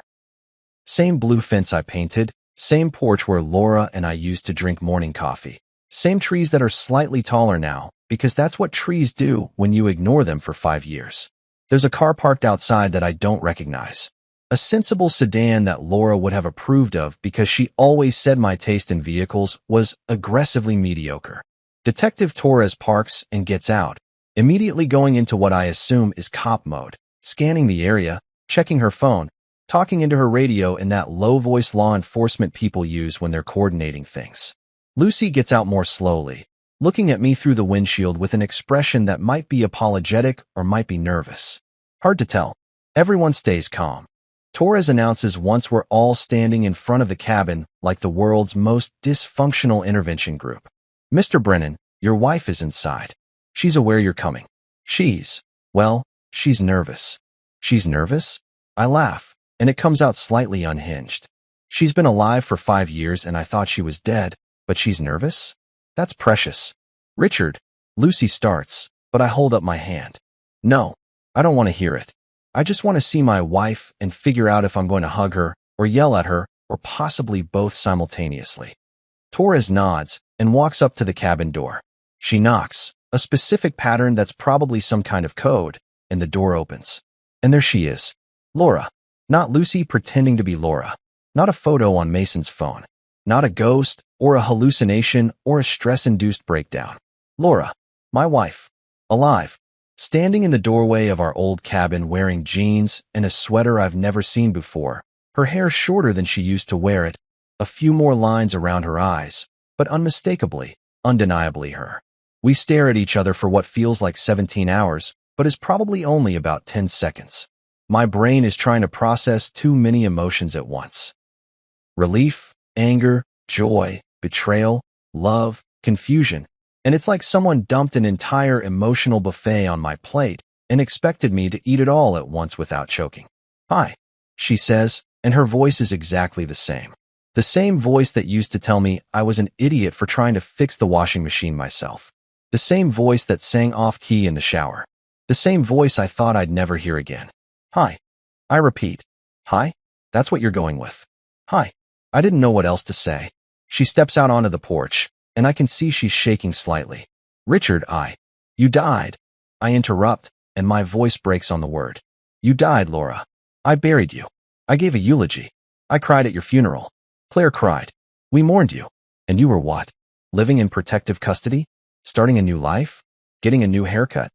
It wasn't like that. She takes a step toward me, then stops like she's not sure if she's allowed. I wanted to tell you. Every day, I wanted to tell you. But they said if you knew, if anyone knew, you'd be in danger. The people Harold was involved with, they would have killed you to get to me. So you let me think you were dead instead. I'm not yelling. I'm surprised I'm not yelling.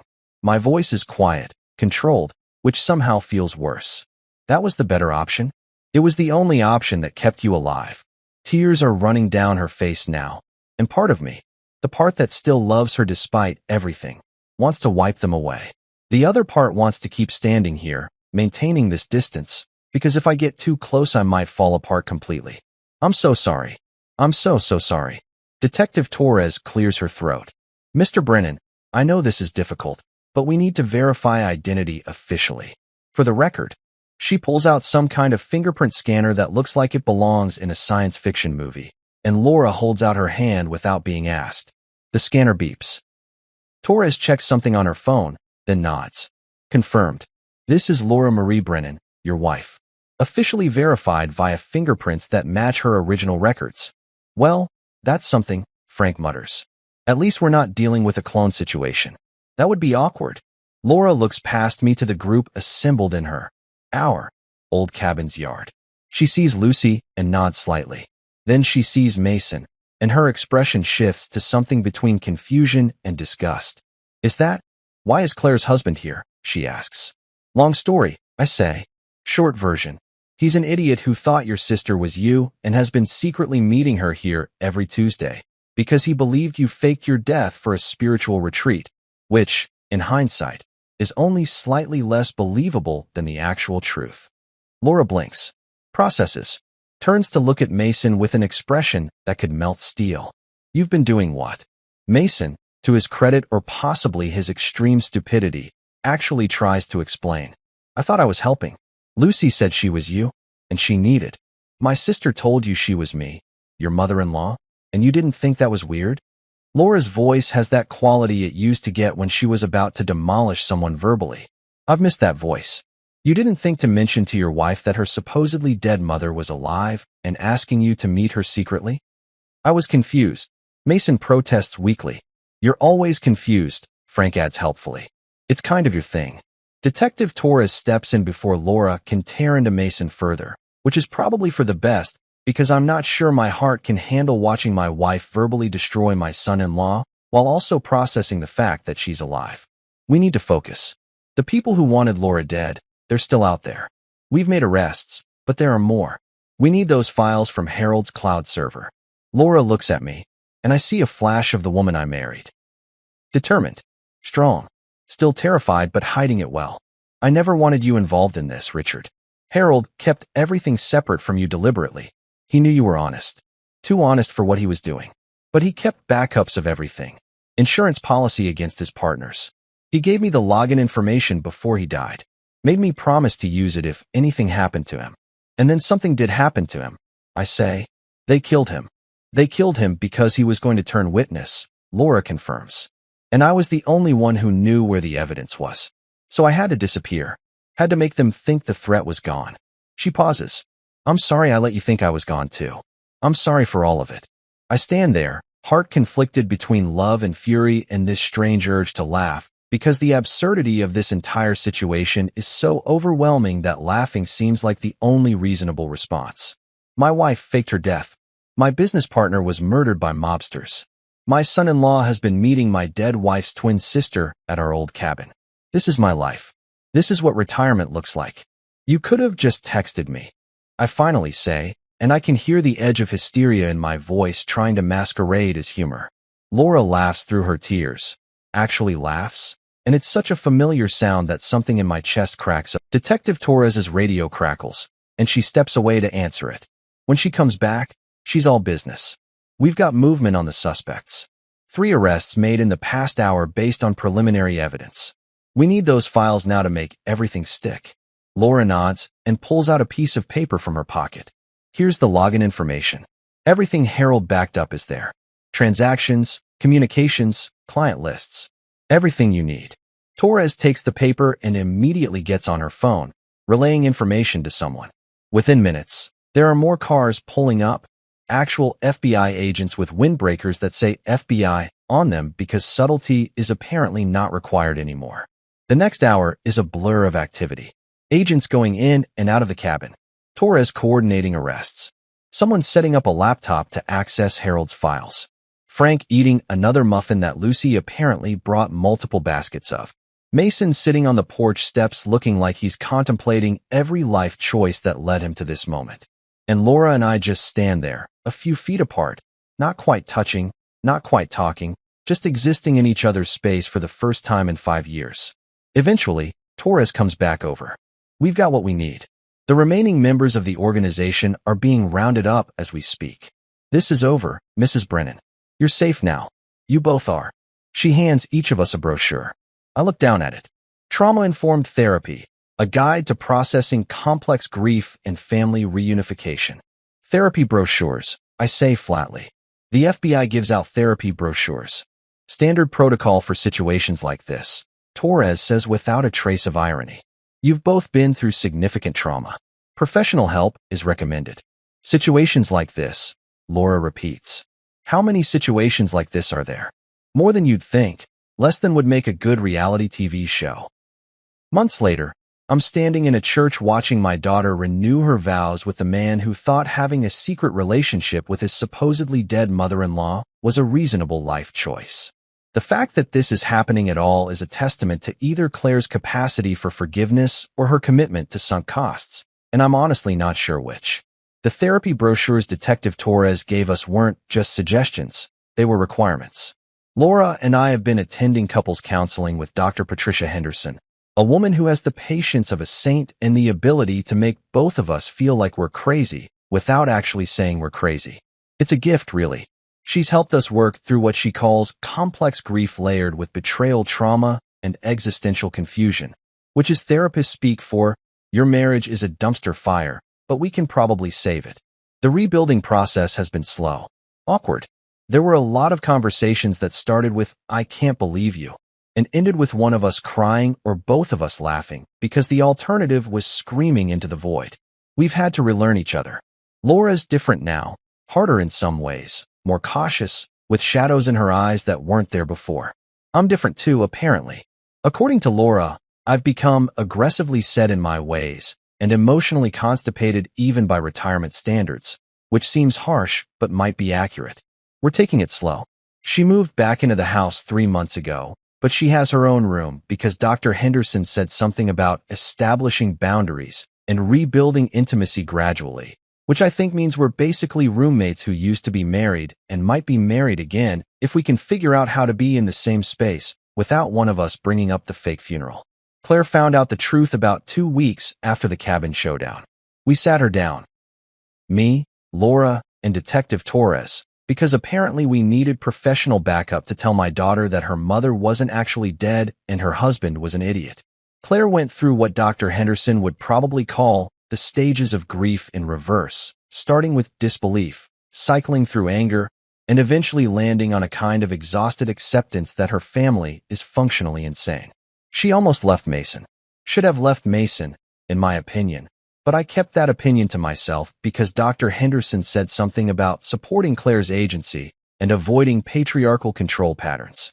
So I bit my tongue and watched my daughter work through her own therapy with a different therapist, thank God, because having the whole family see the same therapist seemed like it would get complicated.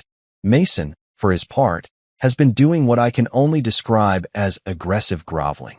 He quit his job and started working at a nonprofit that helps fraud victims, which Laura said was either genuine remorse or extremely calculated image rehabilitation. He goes to therapy 3 times a week. He deleted all his social media. He leaves his phone face up on the table during dinner to prove he has nothing to hide, which is honestly just sad at this point. But Claire decided to give him another chance, and they're renewing their vows today because apparently almost destroying your marriage through spectacular stupidity is grounds for a do-over ceremony. Laura thinks it's romantic. I think it's evidence that love makes people make questionable decisions, but I'm keeping that to myself because I've already used up my quota of cynical comments for the week. The church is small, intimate, filled with friends and family who don't know the full story of why we're here. The official explanation is that Claire and Mason wanted to recommit to their marriage with their full family present, which is technically true if you ignore all the fraud and fake deaths and FBI investigations.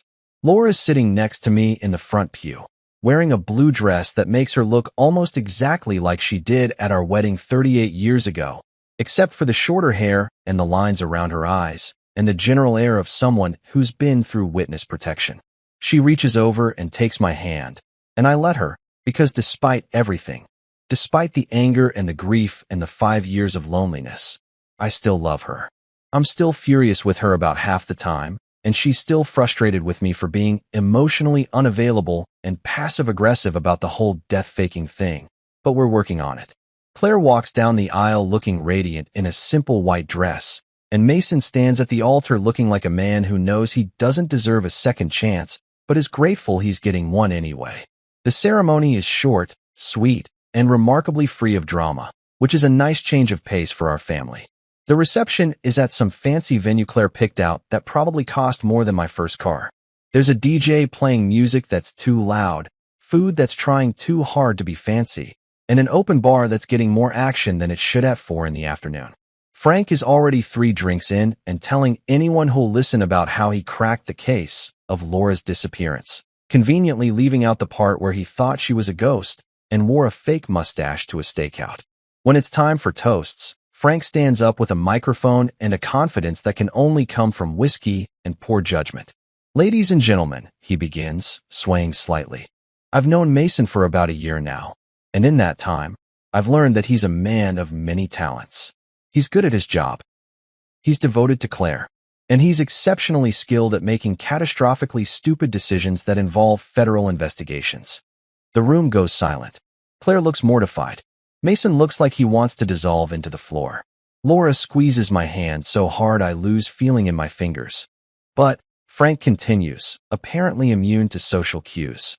He's also a man who's willing to admit when he's wrong, who's willing to do the work, who's willing to go to therapy 3 times a week and work at a nonprofit and generally grovel like his life depends on it. And honestly, that's more than I can say for most men his age.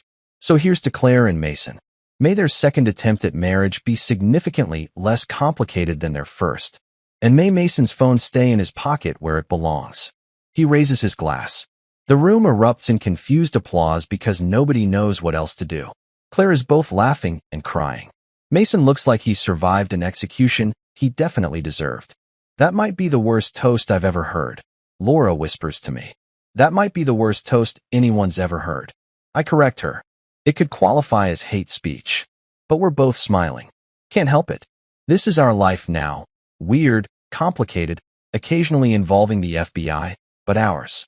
Later, after the cake has been cut and the DJ has played Celebration twice for some reason, Laura and I sneak outside for some air.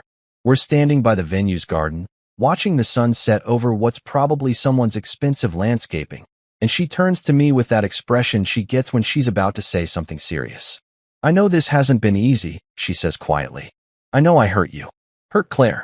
Hurt everyone by leaving the way I did. And I know that sorry isn't enough, will never be enough, but I need you to know that I thought about you every single day. Every morning, every night, wondering if you were okay, if you were eating properly, if you were taking your blood pressure medication. I wasn't, I admit. Eating properly, I mean. The medication I was pretty good about because I didn't want to die and prove you right about my cholesterol. She laughs, that same laugh I fell in love with decades ago, and leans against me. We're going to be okay, aren't we? Eventually, I agree. Might take another few years of therapy and possibly some heavy medication, but yeah, we'll be okay. When people ask how we got back together, and they do ask, constantly, because apparently our story has become neighborhood gossip, I tell them, my wife ghosted me. Literally. She faked her death, joined witness protection, and then came back when the FBI wrapped up their investigation. You know, normal marriage stuff. Most people laugh because they think I'm joking. The ones who know the truth just nod sympathetically and change the subject, which I appreciate.